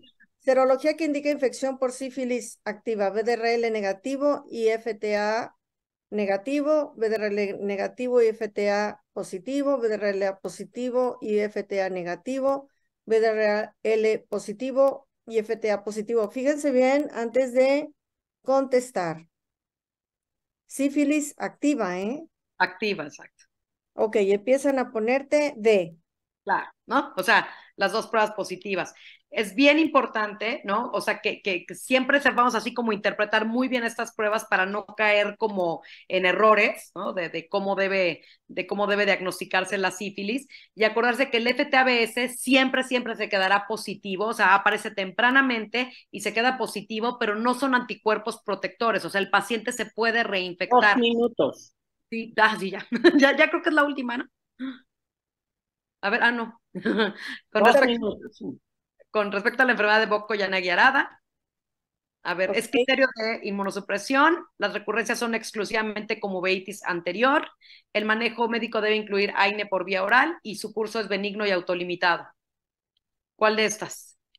Ok, vamos a esperar a que nos empiecen a contestar. Danos unos segundos, Rosana, y empiezan a contestar la A. La A. ¿No? Bien importante porque antes se pensaba que solamente se reactivan como uveitis anterior, ya sabemos que no, con el EDI-OCT podemos ver cómo la coroide se vuelve a engrosar, entonces son tanto anterior como obviamente posterior, y bueno, pues lo demás no tiene nada que ver, ¿no? Entonces, absolutamente criterio de inmunosupresión, eso es lo más importante con Boko Yanagi. Y bueno, es cierto con respecto al B27. Tiempo. Que si es positivo en el 50% de la población mexicana, se negativiza con el tratamiento inmunosupresor, se presenta en un alto porcentaje de pacientes con artritis idiopática juvenil o se relaciona con cuadros de uveitis anterior aguda. Vamos a ver si nos empiezan a contestar ya los amigos. Perfecto, son las 8. Están poniendo la A. No Hay es una D. positivo en el Hay 5%. una D. Exacto, 5% de la población mexicana tiene el B27 positivo y de ese 5%, un mínimo porcentaje, 3 a 5% tendrán uveitis anterior. Entonces, no es así, obviamente es un marcador genético y sí se relaciona con cuadros de uveitis anterior aguda. Y pues Sí, bueno, fíjense en esa pregunta, ¿eh? ya nada más para que vean esta respuesta, las alteraciones en BKH tegumentarias y pigmentarias tegumentarias se presentan en la fase de convalescencia, no las vamos a tener en las fases iniciales. Creo Ok. que sí, listo. Perfecto. Cualquier duda, por buenas favor, preguntas saben ahí también, ¿no? Muchas gracias. Excelentísimo. Te dejamos además de todo nuestro agradecimiento, todo nuestro cariño, Stephanie, eres enorme, eres muy buena. Yo creo que ha sido de gran ayuda para nuestros amigos y también la práctica de las preguntas porque esa es la realidad, ¿verdad? Muchas gracias. Gracias a todos. Gracias. Muy bien, Stephanie. Pues le damos la bienvenida a nuestra querida Vanessa, que hoy se está teniendo esta hora para hablarnos de visión baja. Vanessa. Muchas gracias. Adelante. Gracias a todos, gracias Silvia por invitarme. Gracias, Steph, por todo lo que aprendimos ahorita esta noche, ¿no? Muy agradecido. Y ahora me toca a mí hablarles de lo que es rehabilitación visual.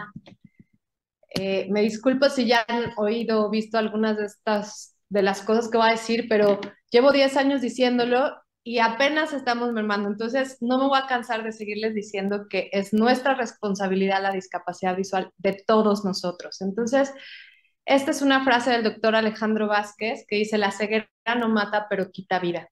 Y es completamente cierta, ¿no? Si nosotros no nos hacemos responsables de nuestros pacientes después de operarlos y de enviarlos a rehabilitación visual, el paciente difícilmente va a llegar solo a rehabilitación visual. Entonces es nuestra responsabilidad operarlo y después rehabilitarlo. Y esto, el impacto de no hacerlo, pues es completamente catastrófico, ¿no? Estos son niños con problemas visuales.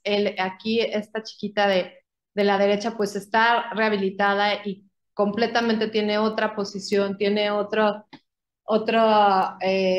musculatura y tiene sostén cefálico. Entonces, no mandar a un paciente a rehabilitación, pues tiene impacto en todos los niveles, ¿no? Calidad de vida, impacto financiero, impacto social. Y esto es porque pues, la visión es el que nos va a dar el sentido primario.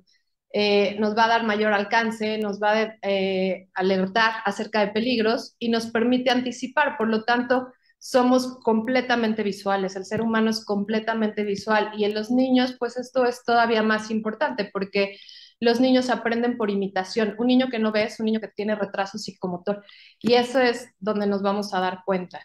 Entonces, la visión normalmente se autoestimula, pero si hay algún problema, pues no se va a autoestimular en los chiquitos. Entonces, ya sean niños como en adultos, la discapacidad visual pues tiene impactos catastróficos. Y el mundo va hacia que seamos una población de adultos, de viejos, con discapacidad visual. Y no hay nadie o no estamos todavía conscientes de lo que nos espera en los siguientes 50 años del siglo, ¿no? Los números son impactantes, ¿no? Cada 2 años, cada 3 años que sacan la Organización Mundial de la Salud las nuevas cifras, pues cada vez vamos aumentando más. Si no vemos que para el 2050 el número de personas con discapacidad visual se duplica, pues no nos vamos a preocupar. Y entonces esto es como todos tenemos o vamos a tener algún paciente con discapacidad visual o nosotros mismos en nuestra familia vamos a tener con alguien con discapacidad visual o nosotros vamos a ser las personas con discapacidad visual. Y si no sabemos hacer mínimamente la referencia y el diagnóstico, pues no podemos ayudar a nuestra población, ¿no? El 70% de la población de más de 80 años tendrán discapacidad visual en la segunda mitad del siglo. Y si entendemos que estas generaciones van a vivir 100 años, pues van a pasar por lo menos 20 años sumidos en la ceguera o sumidos en la discapacidad visual sin que haya ningún programa que esté previniendo eso, ¿no? ¿Y por qué rehabilitar? Pues ahora en el 2023 la Organización Mundial de la Salud sacó que la rehabilitación es un derecho. ¿Por qué? Porque ya empezaron a pensar que la discapacidad visual va a ser un problema de salud pública muy importante en la siguiente mitad del siglo y que cada año el costo de la pérdida por productividad asociada a discapacidad visual es enorme. Entonces, da pena que las principales causas de discapacidad visual pues sean prevenibles.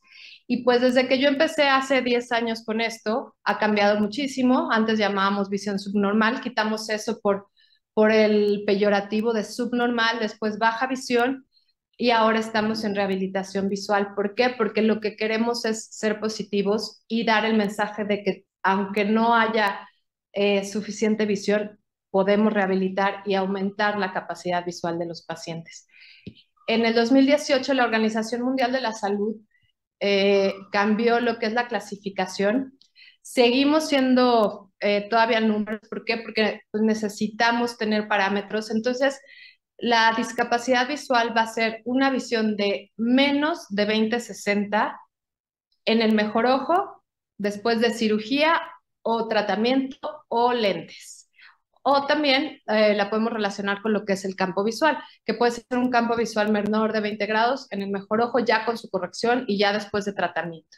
Y el espectro es pues muy amplio porque vamos desde 20/60, ¿no? En Estados Unidos, por ejemplo, hay lugares en donde 20/40 ya es discapacidad visual leve, pero generalmente tomamos 20/60 hasta la no percepción de luz. Entonces nuestro espectro de discapacidad visual es muy amplio, los rangos van a variar mucho y por lo tanto lo que pueda hacer cada paciente con su visión también va a variar mucho. Pero tenemos que entender que un paciente con menos de 20/60 en su mejor ojo ya va a tener problemas para sus actividades de la vida diaria. Recordar que 20/200 en nuestro país es ceguera legal, no antes, ¿no? 20/200 podemos hacer muchísimo para rehabilitar esa visión, hasta percepción de luz o no percepción de luz. Pero aunque no crean, el tener percepción de luz nos puede dar datos de si un paciente sepa que es de día, que es de noche y no se altere su ciclo circadiano, sepa ubicarse en lo que es puertas, ventanas y nos ayuda hacia orientación y movilidad. Entonces, ahora está así en la Organización Mundial de la Salud, esta es la clasificación más actual. Y lo que aquí es súper importante es que discapacidad visual engloba baja visión, ceguera, tanto legal como real, y que la rehabilitación ahora es una parte esencial de la Ley Universal de Salud. Ya no es de que quiera, ya no es de que sepa, es de que ahora es nuestra obligación enviar a los pacientes a rehabilitación. Y bueno, las causas, como dijimos, pues tristemente son prevenibles en el 80%.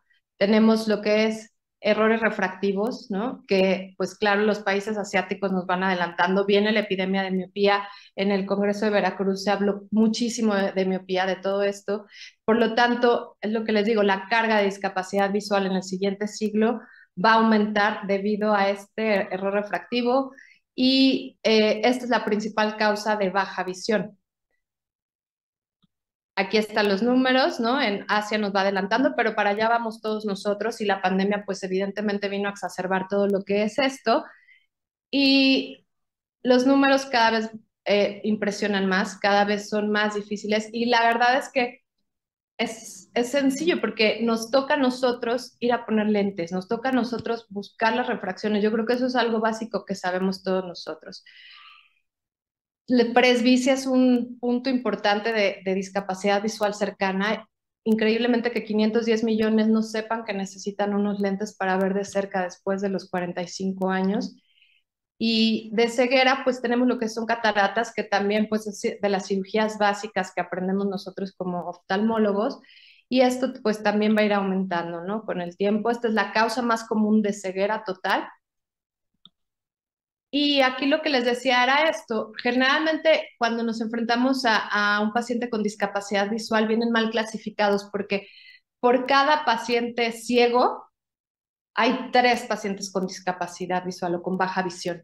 Entonces, generalmente, la mayoría de los pacientes, 7 de 10, van a tener visión que podamos entrenar y que podamos utilizar para fines de actividades de la vida diaria, ¿no? Lo que nosotros queremos en rehabilitación visual es que el paciente sea independiente, que el paciente pueda ir al banco, pueda leer, pueda pagar sus cosas sin que necesite a alguien. Entonces, el diagnóstico generalmente es malo. Y ahí es donde también nosotros podemos pues incidir en mejorar esto, ¿no? En el diagnóstico. Esto es lo que les decía: 82% de las personas ciegas van a ser mayores de 50 años. Entonces no estamos preparados para el problema de discapacidad visual que se viene. Y bueno, la Organización Mundial lo sabe. Desafortunadamente pues nos tocó lo que es la pandemia y todo está enfocado a COVID, pero están conscientes de que viene un problema grande de discapacidad visual. Y en los niños, pues el impacto es todavía mayor porque vamos a tener muchos años de discapacidad visual. Por lo tanto, va a haber alteraciones en lo que son los indicadores de bienestar, en los indicadores financieros de salud también. Y se ven comprometidos a muchos niveles. Como le digo, también es el apego con la familia. Así que es importante diagnosticarlos desde temprano. Por eso fue que peleamos mucho el tamiz visual en el primer mes de vida, pues para poder encontrar cualquier causa y poderla tratar a tiempo. Vivir con discapacidad visual es una de las pérdidas más grandes que hay. Perder la visión es una de las cosas que más causan depresión. ¿Por qué? Porque hay una pérdida de la independencia, una falta de privacidad, una disminución total de la calidad de vida, aumentan mucho los riesgos de salud. Ahorita lo vamos a ver. El impacto emocional es devastador. Como les digo, casi todos los pacientes cursan con depresiones mayores y se aíslan. Aquí, como les decía, esto es lo que vemos. El paciente deja de trabajar, deja de salir, tiene 3 veces más riesgo de caerse y de presentar comorbilidades como fracturas de cadera, y sufrir depresiones o trastornos de ansiedad y caerse en la calle. Entonces los pacientes dejan de salir. ¿Qué es lo que va a pasar? Como les decía, es un proceso de adaptación y es un proceso personalizado. Cada paciente va a ser distinto, aunque tengamos 2 pacientes con el mismo padecimiento, su rehabilitación es completamente distinta, porque primero es, ¿para qué quiere el paciente su visión? No es lo mismo una señora que va a limpiar sus frijoles que un cirujano, por ejemplo, ¿no? Entonces, nosotros tenemos que iniciar este camino para que el paciente vaya buscando y aceptando su nueva condición visual, se acerque a programas de rehabilitación y empiece su autosuficiencia y búsqueda después de oportunidades educativas y de trabajo con su nueva visión. Y en eso nosotros es donde los podemos ayudar. Y es muy sencillo. Yo no les pido que hagan algo diferente de lo que hacen normalmente en su consultorio, ¿no? Es una evaluación funcional. A lo mejor es tomar agudeza visual lejana, pero con cartillas de LOCMAR o de ETDRS a una distancia en la que podemos movilizar al paciente. Si no se puede a 6 metros, lo regreso a 3 metros, y si no, a 1 metro. Y aquí es muy importante el factor psicológico con el paciente. Si yo veo que es un paciente que llega con una baja visión profunda, pues no lo voy a poner a 6 metros, porque desde ahí estoy comenzando de manera errónea a explorarlo. Entonces, primero explorar un paciente con discapacidad visual de ambos ojos y después cada ojo, ¿no? Entender que la visión en estos pacientes es bilateral y que pueden poner la posición compensadora de la cabeza que elijan y que pueden acercarse lo que necesiten, sobre todo en la visión cercana. Y aquí es donde nosotros vamos a medir muchas cosas para después poderlos ayudar con ayudas ópticas. Y esto pues lo hacemos normalmente: la refracción de lejos, la refracción de cerca. Esto es lo que nosotros haríamos de entrada en una en una cita oftalmológica. Recordar que no pueden usar lentes bifocales y mucho menos multifocales. En un paciente con baja visión hay que poner lentes de lejos y lentes de cerca por separado, a veces entintarlos, tenemos esa facilidad. Y podemos hacer algún estudio de campo visual, sería lo ideal. Podemos hacer Goldman si el paciente tiene una baja visión profunda, pero si no, tenemos las cartillas de Amsler, que yo les invito a que las desempolvemos del cajón porque de verdad nos dan muchísima información. Podemos hacer visión al color, a lo mejor si no tenemos un Farnsworth podemos hacer un Ishihara y eso también nos va a ayudar, porque recuerden que cantidad de visión pues la vemos en agudeza visual, pero calidad de visión la vemos con campo visual, visión al color y sensibilidad al contraste. La sensibilidad al contraste va a ser la capacidad que tengo yo de reconocer un objeto del fondo, ¿no? Y aquí se los pongo muy claramente. Aquí a la derecha pues no hay nada de sensibilidad al contraste. Entonces este paciente podría ser un paciente con una catarata o podría ser un paciente con una opacidad corneal. Y pues vean cómo no se va a dar cuenta si hay nieve, si hay escalones, si se cae, si no se cae, qué tan profundo está. Entonces nosotros con sencillas maniobras podemos mejorar lo que es la sensibilidad al contraste. Las maniobras para mejorar la sensibilidad al contraste pueden ser filtros, pueden ser luz. Aquí, por ejemplo, les pongo un filtro. Generalmente podemos, o sea, hay que probar varios, pero generalmente los que más utilizamos son ámbar o color amarillo. Y esto va a resaltar muchísimo lo que es la sensibilidad al contraste. Y la sensibilidad al contraste, además, la utilizamos para todo, ¿no? Visión lejana, visión cercana. Estas son la forma de pérdidas visuales. Tenemos la pérdida visual central, que generalmente son las degeneraciones maculares relacionadas a la edad, en la que vamos a tener problemas de reconocimiento facial, problemas de lectura, no van a poder ver sus medicaciones, cocinar, manejar, pues es un problema. Y esto, pues podemos tener estrategias para mejorar esta pérdida visual, ¿no? La pérdida visual periférica, en la que, por ejemplo, tenemos un glaucoma o tenemos algún problema de nervio óptico. Y aquí es súper importante empezar a enseñarle al paciente orientación y movilidad. Tengo que empezar a rastrear, a mover toda la cabeza para que yo pueda encontrar los escalones, los pasamanos o las cosas que necesito a la hora de comer, a la hora de cocinar, a la hora de vestirme. Entonces, orientación y movilidad es sine qua non, una parte muy importante de lo que es la pérdida visual periférica. Aprender a escanear al rastreo, les digo, los niños lo hacen muy bien, los niños lo hacen natural, ellos empiezan a mover la cabeza en la posición que más les convenga, sin embargo, los adultos es algo que se tiene que entrenar. Y es un entrenamiento que nos lleva más o menos entre 2 semanas, un mes, así que, y les va a facilitar la vida por completo. Esto, aunado a la orientación y movilidad, les va a dar mucha independencia para desplazarse, ya no van a tener que estar guardados en su casa, ¿no? Cuidado, porque generalmente son los pacientes que al manejar chocan, caen, rompen la llanta, etcétera. Y pues van a tener falta de percepción del medio también. Y la mixta, que podrían ser las retinopatías diabéticas, pues va a ser una pérdida del reconocimiento ambiental, autocuidado, les va a fallar lectura, orientación y movilidad y actividades de la vida diaria. Entonces, generalmente como les digo, cada paciente es individual, pero más o menos esto es un esquema de lo que vamos a hacer con los pacientes dependiendo del tipo de pérdida visual que van a tener. Esta es una pérdida del campo visual, ¿no? Como les digo, pues este puede ser cualquier paciente con degeneración macular, ¿no? Aquí también. Y todo esto va a variar, así como van a reconocer caras. Pero si yo les ayudo con magnificación, que es de mejorar la calidad de la visión, pues se ve aquí, ¿no? Digo, este pobre paciente, además de tener aquí su degeneración macular, pues tiene su nervio muy amplio, pero si yo pongo un texto normal, pues el escotoma va a estar tapando lo que es el texto, pero si yo aumento mi magnificación, puede ser que el paciente pueda adivinar lo que está leyendo o pueda reconocer, más que adivinar, reconocer la palabra y salvar lo que es el escotoma.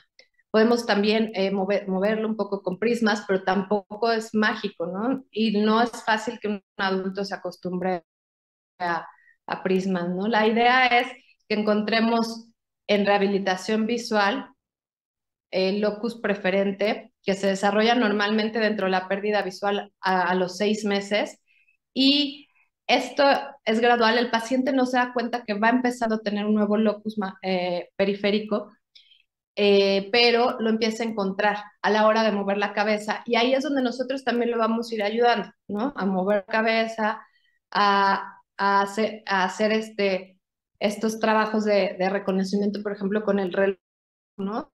Decirle, miras el escotoma y encuentras tal número, tal hora, y así es como vamos entrenando a los pacientes. Generalmente, y por suerte para nosotros, hay múltiples locus retinianos, y con esto vamos a ayudarnos a que el paciente pueda hacer rotación de cabeza, de ojos, y mejorar su percepción visual.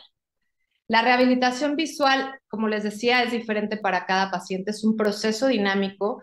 El objetivo va a ser independencia total, pero lo que nosotros tenemos que hacer antes de empezar un proceso de rehabilitación es hablar con el paciente y conocer sus expectativas. Preguntarle, si yo pudiera mejorarte algo de tu visión, ¿qué te gustaría hacer? Porque como les digo, va a ser completamente individual y diferente para cada paciente.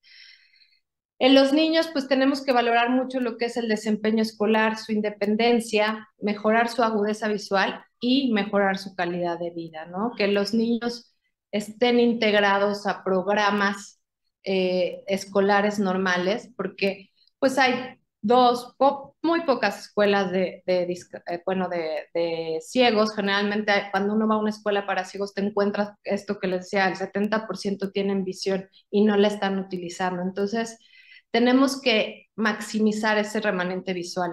Como les digo, hay que usar magnificación, posición de la cabeza o posición de lo que queremos visualizar, mejorar la iluminación, ahorita vamos a hablar un poco de esto, y la habilidad para usar los dispositivos electrónicos. Evidentemente los niños, pues ellos ya traen el chip y es mucho más fácil. Los adultos es un proceso que hay que enseñar. Tenemos lo que son las ayudas no ópticas, en las que hay muchísimos métodos para poder ayudar a la persona con discapacidad visual a mejorar sus actividades diarias, ¿no? A todo tipo de luces, cosas con macrotipos como este teléfono, cosas que les puedan ayudar a reconocer lo que son las llaves y vasos, ¿no? De diferentes colores y matices, contrastes. Esto es lo que vamos a utilizar mucho. Por ejemplo, aquí, este es un ejemplo de contraste alto porque yo estoy poniendo un fondo rojo y mi taza azul. Entonces, probablemente aquí sí lo va a notar el paciente, y además tengo este aparatito en el que le dice al paciente hasta dónde tiene que llenar la taza, ¿no? Le echa un silbidito cuando ya llegó al final, y así ya no riegan lo que es la taza. Pero estas son simples maniobras que podemos nosotros decirles a nuestros pacientes. Por ejemplo, si voy a servir un arroz blanco, pues no lo sirvo en un plato blanco, ¿no? Pongo un plato de otro color. Y estas maniobras pues van a mejorar mucho lo que es la calidad de los pacientes de vida, ¿no? La luz es indispensable siempre, siempre, siempre que tengamos un paciente con baja visión o con discapacidad visual, tenemos que mejorar nuestra luz. Aguas con los focos ahorradores, sobre todo en las partes en donde hay escaleras y todo esto, porque deslumbran mucho, y acuérdense que el deslumbramiento disminuye la calidad de la visión, disminuye lo que es la sensibilidad al contraste y va a hacer que el paciente vea menos. Entonces necesitamos buenas luces que no deslumbren y mejorarlas en todos. Hay muchísimos tipos de lámparas, generalmente tienen que llegar a lo que es el objeto que queremos mirar, ya sea el texto o ya sea las medicinas o ya sea los frijoles, ¿no? Entonces, podemos mejorar con esto.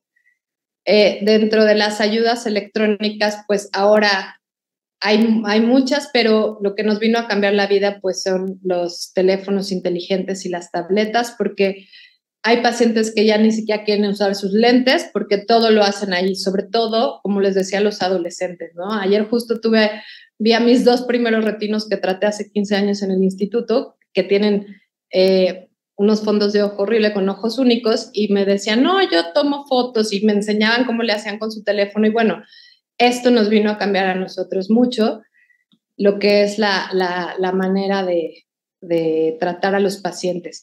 Hay muchas aplicaciones ya, por ejemplo, esta es una de las aplicaciones que existen. Aquí lo que hace es aumentar, ¿no? Tiene diferentes aumentos, tiene diferentes contrastes. Entonces, esto es lo que les decía. El niño va o el paciente va y va aumentando lo que es la magnificación, y así puede ir leyendo y rastreando al mismo tiempo. Y si tiene algún problema, pues de sensibilidad al contraste, podemos lo que es cambiar los fondos, ¿no? Como se aprecia aquí. Entonces, aplicaciones hay bastantes. En la página de FUNRA pueden ver. Y generalmente hay muchos cursos también de la doctora Lourdes Claver que nos ayudan en estos asuntos de las ayudas electrónicas. Recordar que todo debe estar contrastado por donde va el paciente, ¿no? Este es un consultorio pues de baja visión, como ven, hay muchos colores, hay muchos contrastes.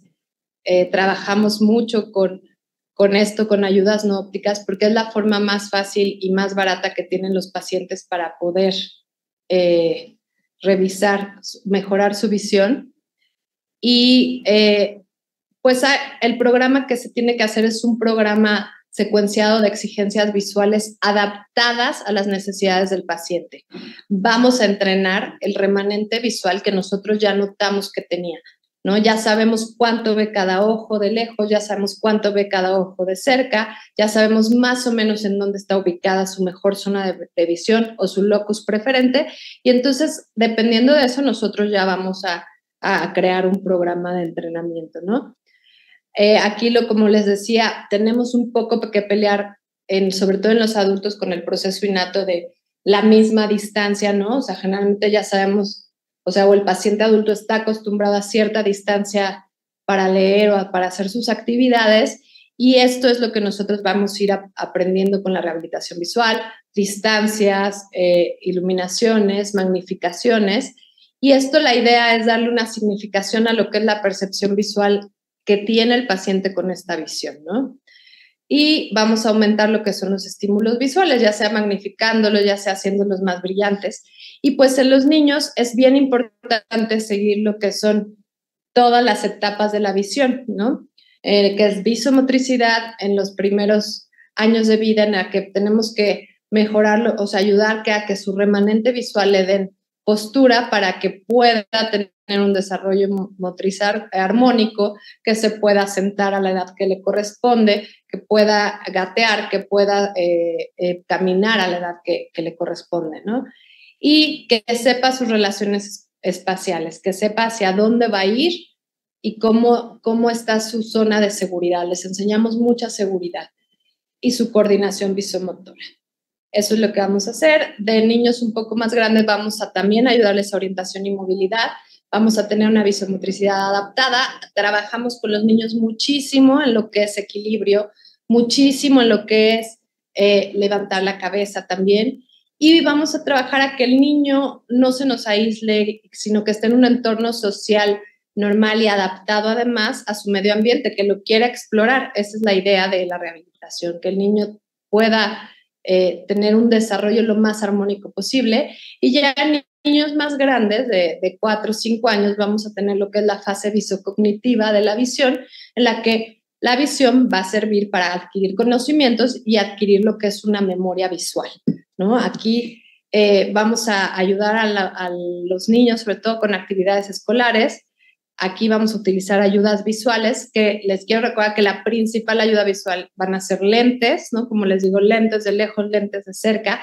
No minimizar, aunque sean astigmatismos chiquitos de uno, y no porque normalmente no los mandemos a los pacientes de baja visión, no se los vayamos a mandar. Aquí se vale, o sea, se vale que mandemos un -1, se vale que mandemos un 0.50 de miopía. ¿Por qué? Porque cualquier ayuda es buena, ¿no? Y las ayudas electrónicas, pues es lo que les digo, que nos han quitado o nos han revolucionado lo que es la rehabilitación visual.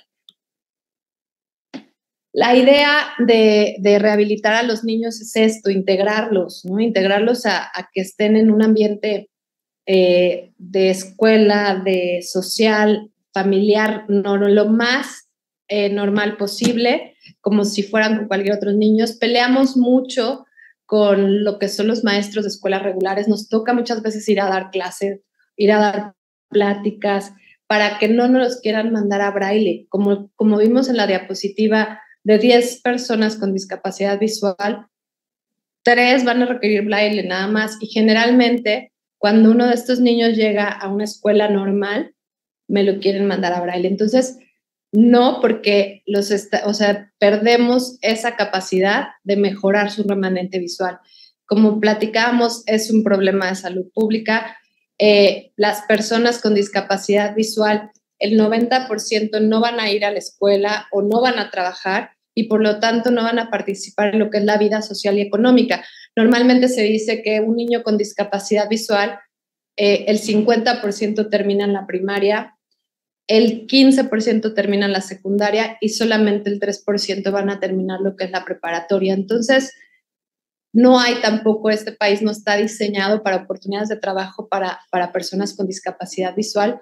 Entonces, si son niños que además dejan la escuela y no hay dónde trabajar, pues son niños o son personas que van a tener una muy mala calidad de vida y no van a estar integrados a la vida financiera ni a la vida social, ¿no?, de nuestro país, y por lo tanto nos van a causar muchísimo rezago y por eso es un problema de salud visual importante. Los programas de prevención tienen que estar basados en lo que es la epidemiología, ¿no? Tenemos que saber nuestras causas más o menos, tenemos que reforzar los servicios que existen. La doctora Lourdes tiene un trabajo muy interesante de cuántos servicios de baja visión hay en el país y desafortunadamente creo que siguen siendo los mismos que teníamos hace 10 años o un poco menos, ¿no? ¿Por qué? Pues porque lo del mejor servicio de discapacidad visual lo volvieron un banco de ojos, pero bueno. Y hay que crear nuevos. Nadie nos estamos preocupando por crear nuevos. Ahí es donde tenemos todos que hacer un trabajo conjunto. En la página de la Organización Mundial de la Salud están divididos en 3 tipos de servicios, ¿no? Un servicio primario en el que yo como oftalmólogo puedo diagnosticar, tomar agudeza visual, saber más o menos cómo está su función y mandar ayudas ópticas que son lentes. Un servicio secundario en el que ya podemos mandar lupas, telescopios, rehabilitación, a lo mejor un poco de orientación y movilidad y rastreo, y un terciario que sería, por ejemplo, Cadivi o lo que era Cresidevi, ¿no?, que ya es un servicio mucho más completo. La idea es que haya por lo menos un servicio terciario, o eso es lo que intenta la Organización Mundial de la Salud, un servicio terciario, por lo menos en las ciudades grandes, ¿no?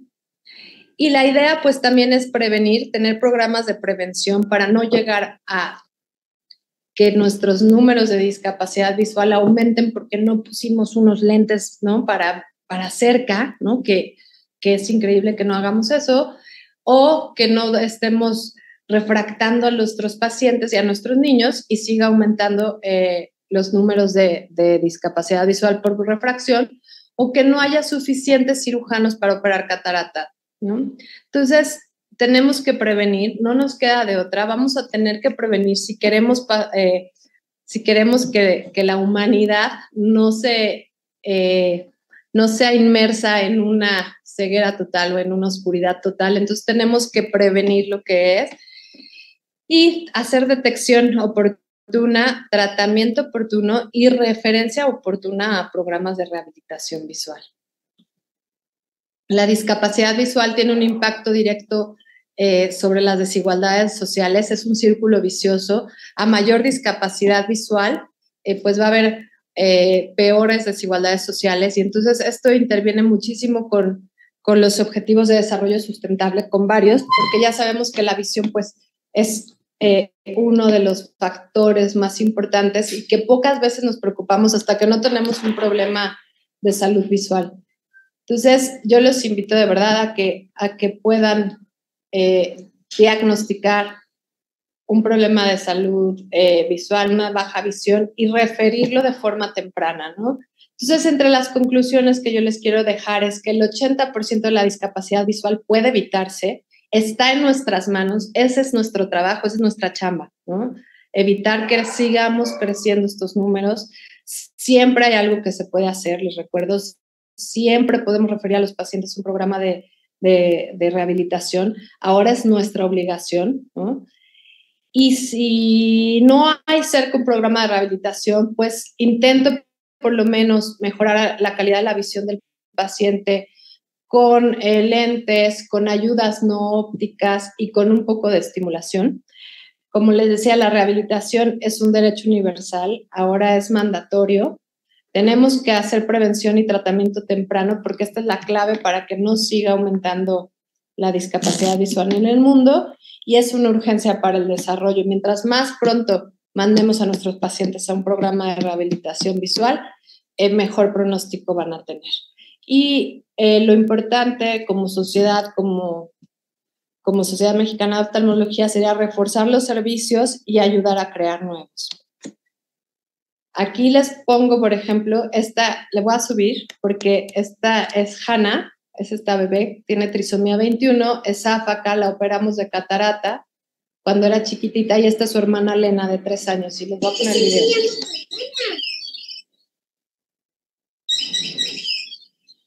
¿Por qué le pones luz, Lena? Para que se vea mejor. Entonces, Silena, que tiene 3 años, entendió que mejorando la luz, su hermana va a ver mejor. Yo creo que todos nosotros podemos entender también que hay mucho que hacer por los pacientes con discapacidad visual. Muchísimas gracias y voy a dejarle a Ros de compartir porque va a poner las preguntas. Excelente, Vanessa.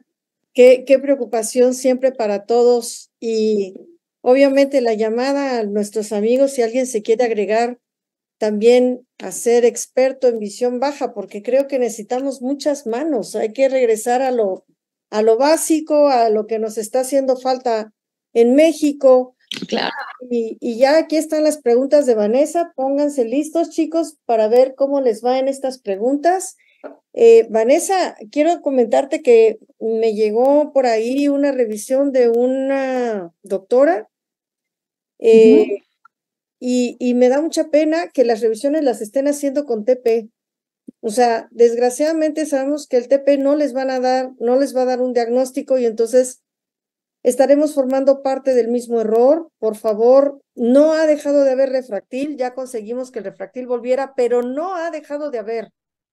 O sea, no tendríamos por qué haber pasado a TP y voy a aprovechar a decirlo aquí porque mi preocupación es la de Vanessa. Entonces necesitamos muchísimas manos unidas.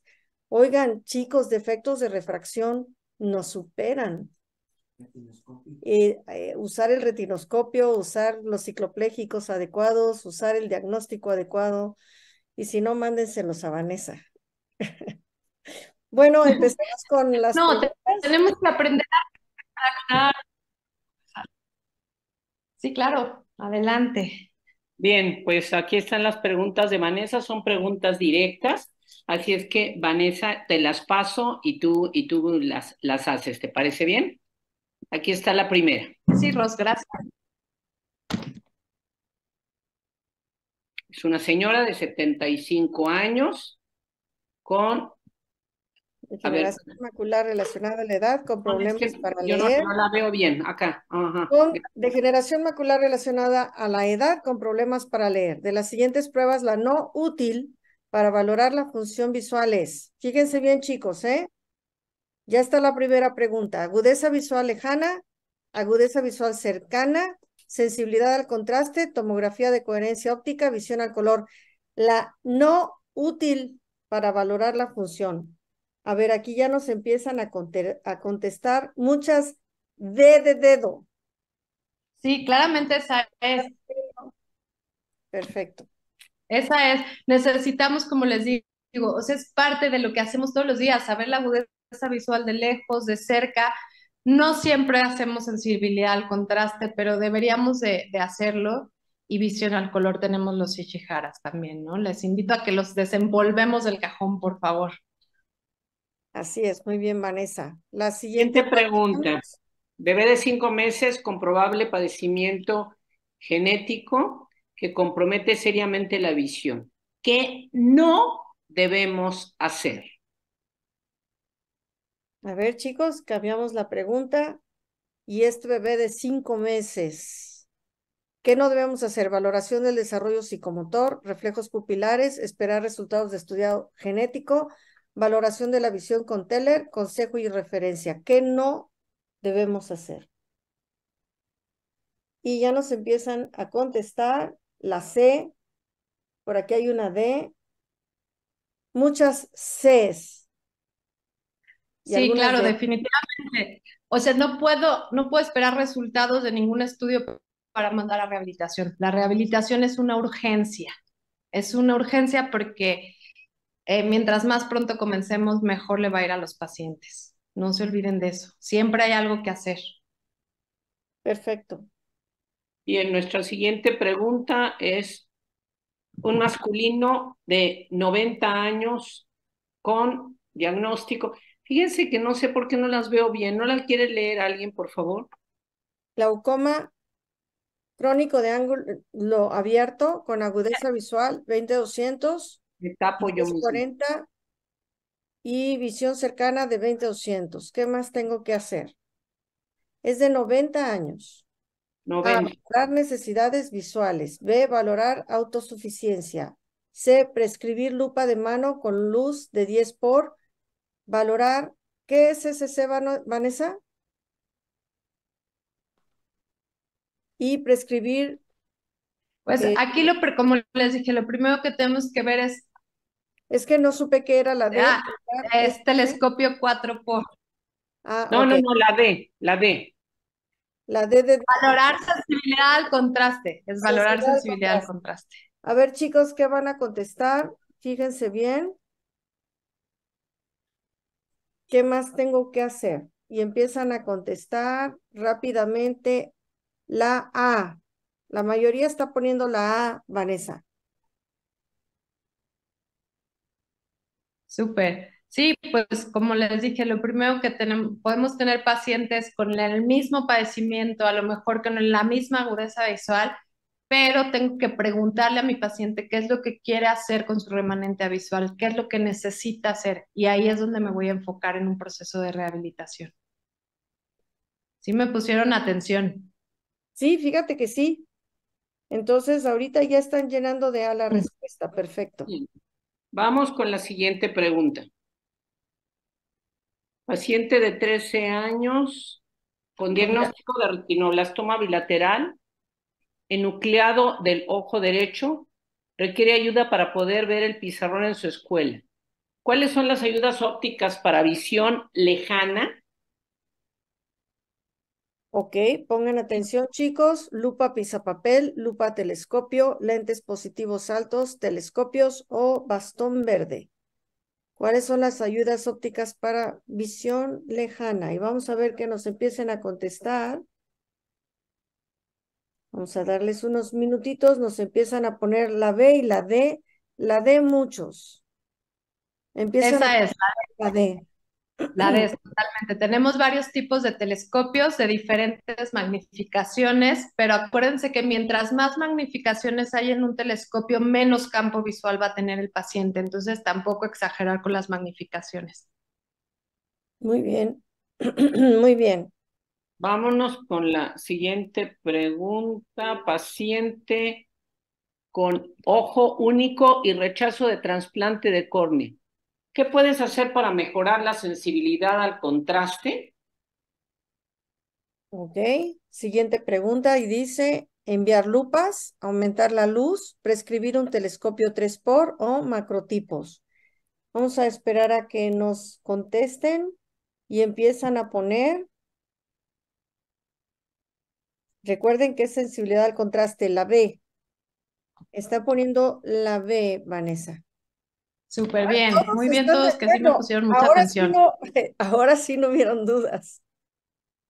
¿Está bien esa, Vanessa, o hay algún error en la respuesta? No, está bien. Sí, no, está correcto. Acuérdense que necesitamos buena iluminación, que no sea incandescente, aguas con los focos LED, aguas con los focos ahorradores, porque esos deslumbran mucho a los pacientes con con discapacidad visual y pues siempre aumentar la luz a donde estén caminando, a donde o sea, sobre todo en las personas, en los adultos mayores, ¿no? Escaleras que tengan una buena luz, lectura que tengan una buena luz. Muy bien, excelente. Con esas terminamos. Qué bien. Pues miren, chicos, Vanessa nos está haciendo un gran repaso sobre, de veras, incluso en las preguntas puso diversidad en la patología de baja visión. Y esta es la vida real. Por aquí preguntaban que no consiguieron el refractil. Recuerden que no está en farmacias, está con su representante de laboratorio Sofía.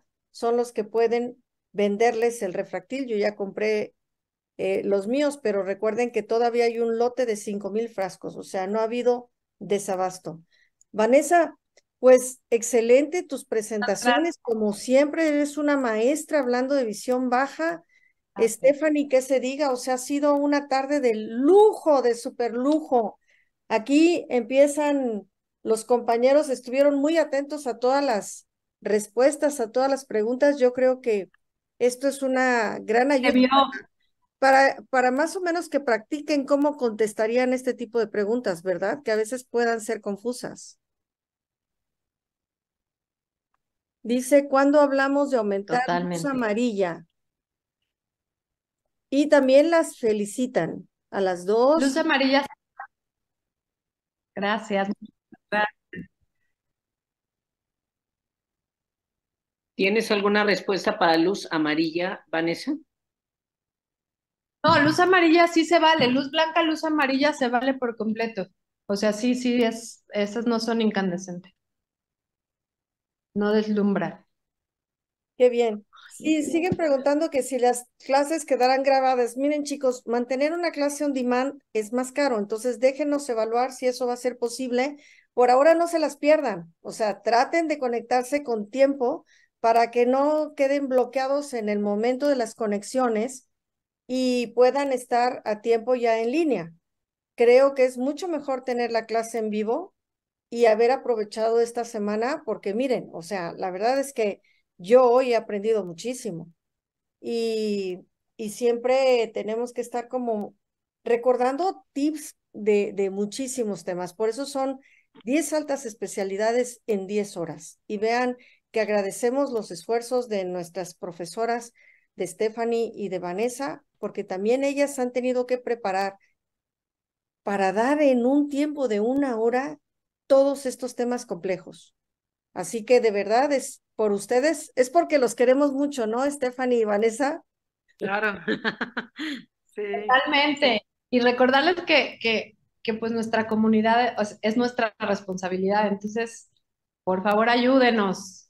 En el Centro Mexicano, bueno, de Rehabilitación Visual estamos abiertos. Cualquier pregunta, cualquier paciente que nos quieran preguntar, supongo que igual en tu centro, ¿no, Steph?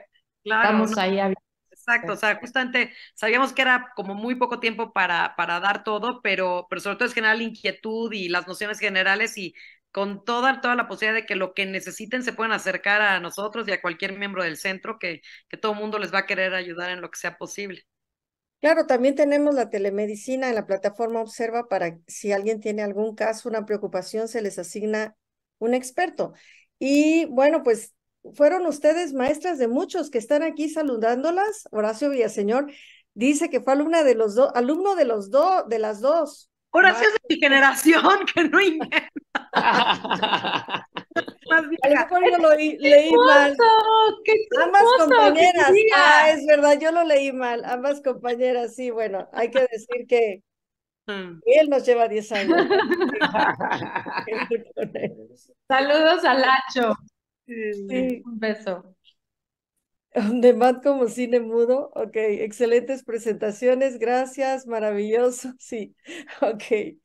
Chicas, muchas gracias. Hoy estamos terminando muy bien, a tiempo como siempre, gracias a la organización de Rosana, de Priscila, de Sandy Dixon y por supuesto a nuestras ponentes del día de hoy, a Vanessa y a Stephanie, que han dejado sus actividades para haber preparado con tanto tiempo estas charlas tan concretas, con muchísima información para 1 hora, pero queríamos que fuera concreto, que es el repaso que tú pedías Y por supuesto, recuerden que mañana a las 7 tenemos oftalmopediatría y neurooftalmología con 2 grandes también.